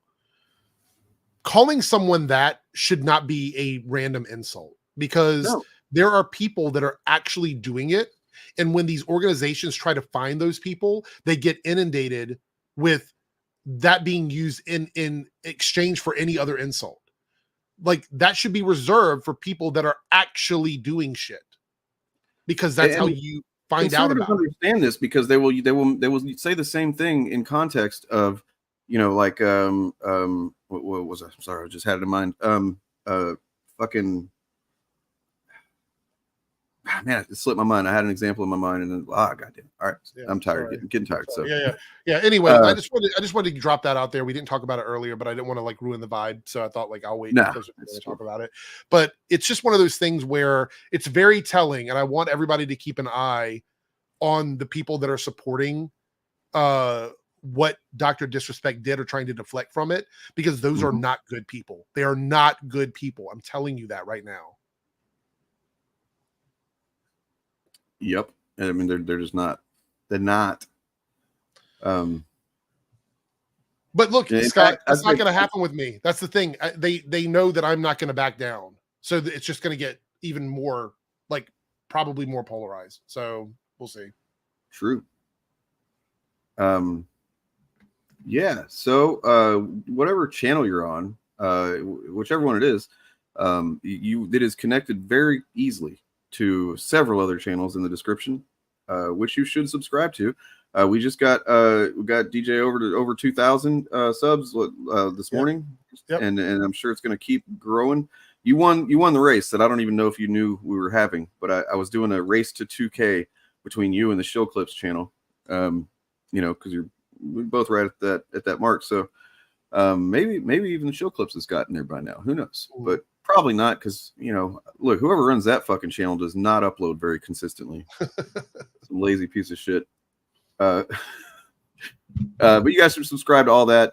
And then check out the new video on my channel about the boys. It's me and Turf Nation. Check out whatever video DJ's got coming out, because I'll be honest, man, like you and Pillar of Garbage are kind of just like my go-tos these days. And it makes it's honestly a really good feeling to have two people that, because for a long time I was the guy. I was basically just I'm the one. you know? And like now I've got a couple of guys that like look, I can relax a little bit because these guys fucking nail it every single time. And I just dropped a critical drinker breakdown video that seems to be making a lot of people angry, so that probably means that I'm right. So definitely check that out. And then I've got my Acolyte review on my Eric's Reloaded channel. Sorry, so go check that out. Okay. Coming up pretty soon over the next few days, we'll have a not sure if I put that one up, but we'll have some segments from my stream last Friday where I did a little bit of a deep dive into the Sitch and Adam fellows and just kind of prove that they're right about everything. It's just true. They're just right. They are right. Period. And then also got there's pretty good couple of good political rants involved in that one. And then I'm going to be doing something. You know what? I'm going to go ahead and announce it. I'm sure some of you that have been following me have noticed that I never did release the video I promoted the shit out of it about X-Men 97. Called this is a series that was going to be called The Other Comics Con. Well, it's still going to be called that. It's still going to be a series. It's still going to happen. It's just that, for reasons that would spoil the video to get into, things happened, right? And it basically changed completely the nature of the video, in a way. And I'm going to be doing that and updating everything that happened that caused it all to happen that way. And I feel like a piece of shit whenever I announce stuff and then it doesn't happen that way. I'm going to be doing that on, let's say,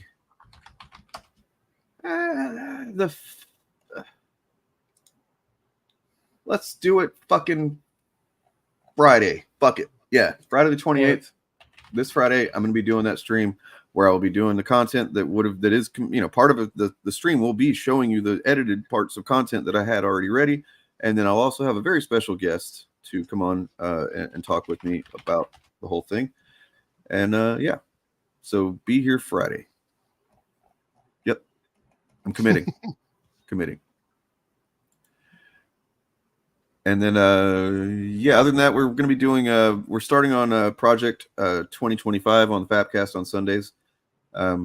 We got to get into that shit. It's going to be taken apart, looking at the inner workings of this proposed fascism, just in case, Mm-hmm. That's about it. Subscribe, like, go to patreon.com/actualfandom. You can follow me for free there. I just uploaded a video up there for free followers there today. I usually do one a week, sometimes more if I have more. But then also you can support the channel and get like more access to stuff, exclusive videos, early videos, things like that.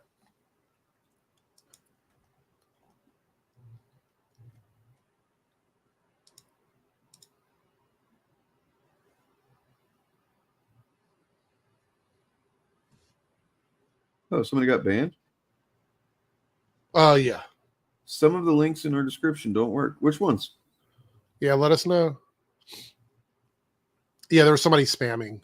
They were spamming the chat. I don't know what room they were in, but it was like pretty bad. So I enacted the ban hammer. I'll put up with a lot of stuff, but spamming is not something I care for. So yeah, fuck a bunch of spam and shit.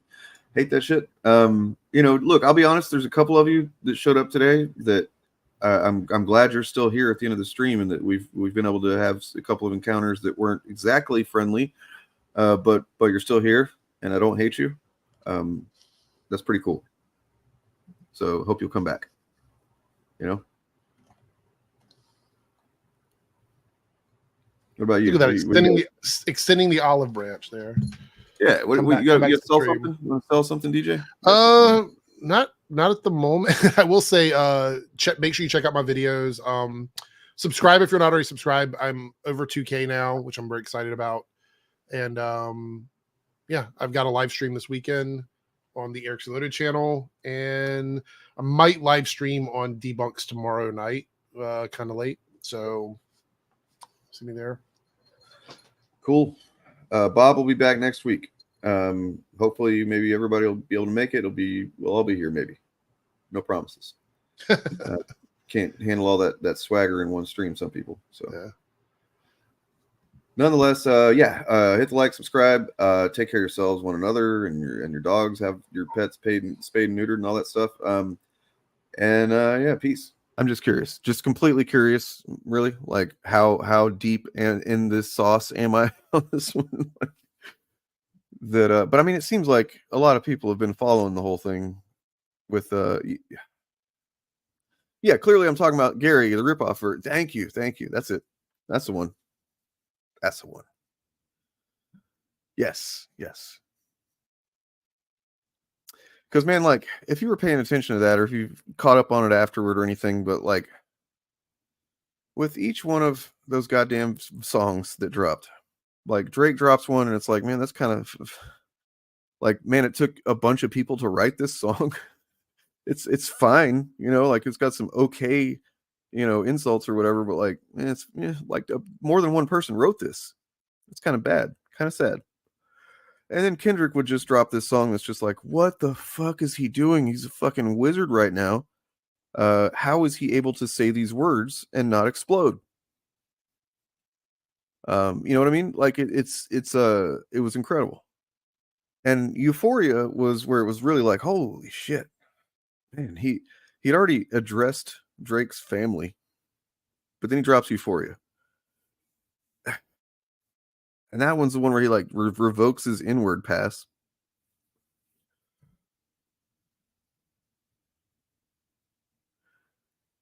And that seemed like that would be it. But if you listen real closely at the end of Euphoria, he warned him. He's like, if you take it further, I'll take it further too. That's something you don't want to do. The last words in the song. And it was like, and he did. And he took it further. Not Like Us is the one where he's just straight up like, you and your buddies are a bunch of pedophiles. I mean, PDF files. Don't get me, YouTube. Don't get me. And this actually is kind of unrelated, but related. Do you guys think that just that's the end of all beefs and arguments nowadays is just somebody gets called a PDF file? I think that's it, right? Like that's just, if things don't get reconciled, that's where it's going to go. We can just kind of assume that now. Right? I mean, not to say that that's not true. I mean, we know that Drake was texting Millie Bobby Brown when she was 14 years old. It's kind of weird, man. Hey, just wanted to see how that pause music was coming along. Now keep in mind, this is a movie tie-in video game from the Nintendo 64. Not looking for anything too crazy. What do you think about this?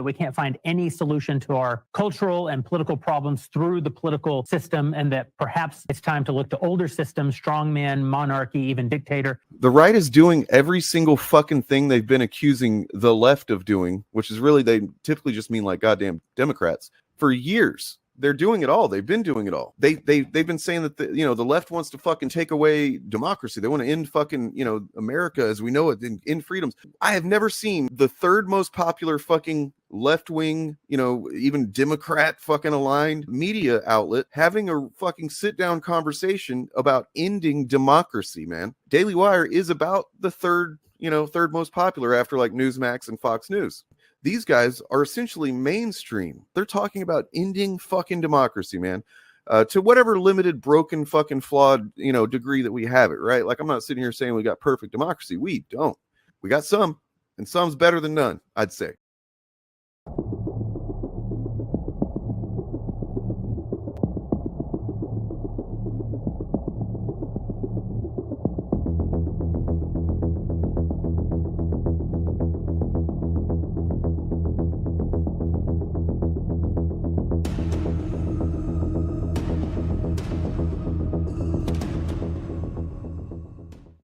You should delete your channel, dude. Amen. Like, no recourse for this. Like, it's the only honest thing that you could possibly do in response to this. You could apologize. You could delete the video. Sure, that would actually fucking, you can make it private or whatever, or make another, do a stream or a video where you go over all the ways that you lied about everything in this video, right? You could do that. That would be acceptable. But really, if you want to do the, any kind of like karmic justice back in the fucking world for the damage that you're causing with this kind of shit, you should just delete your fucking channel. Do us all a favor.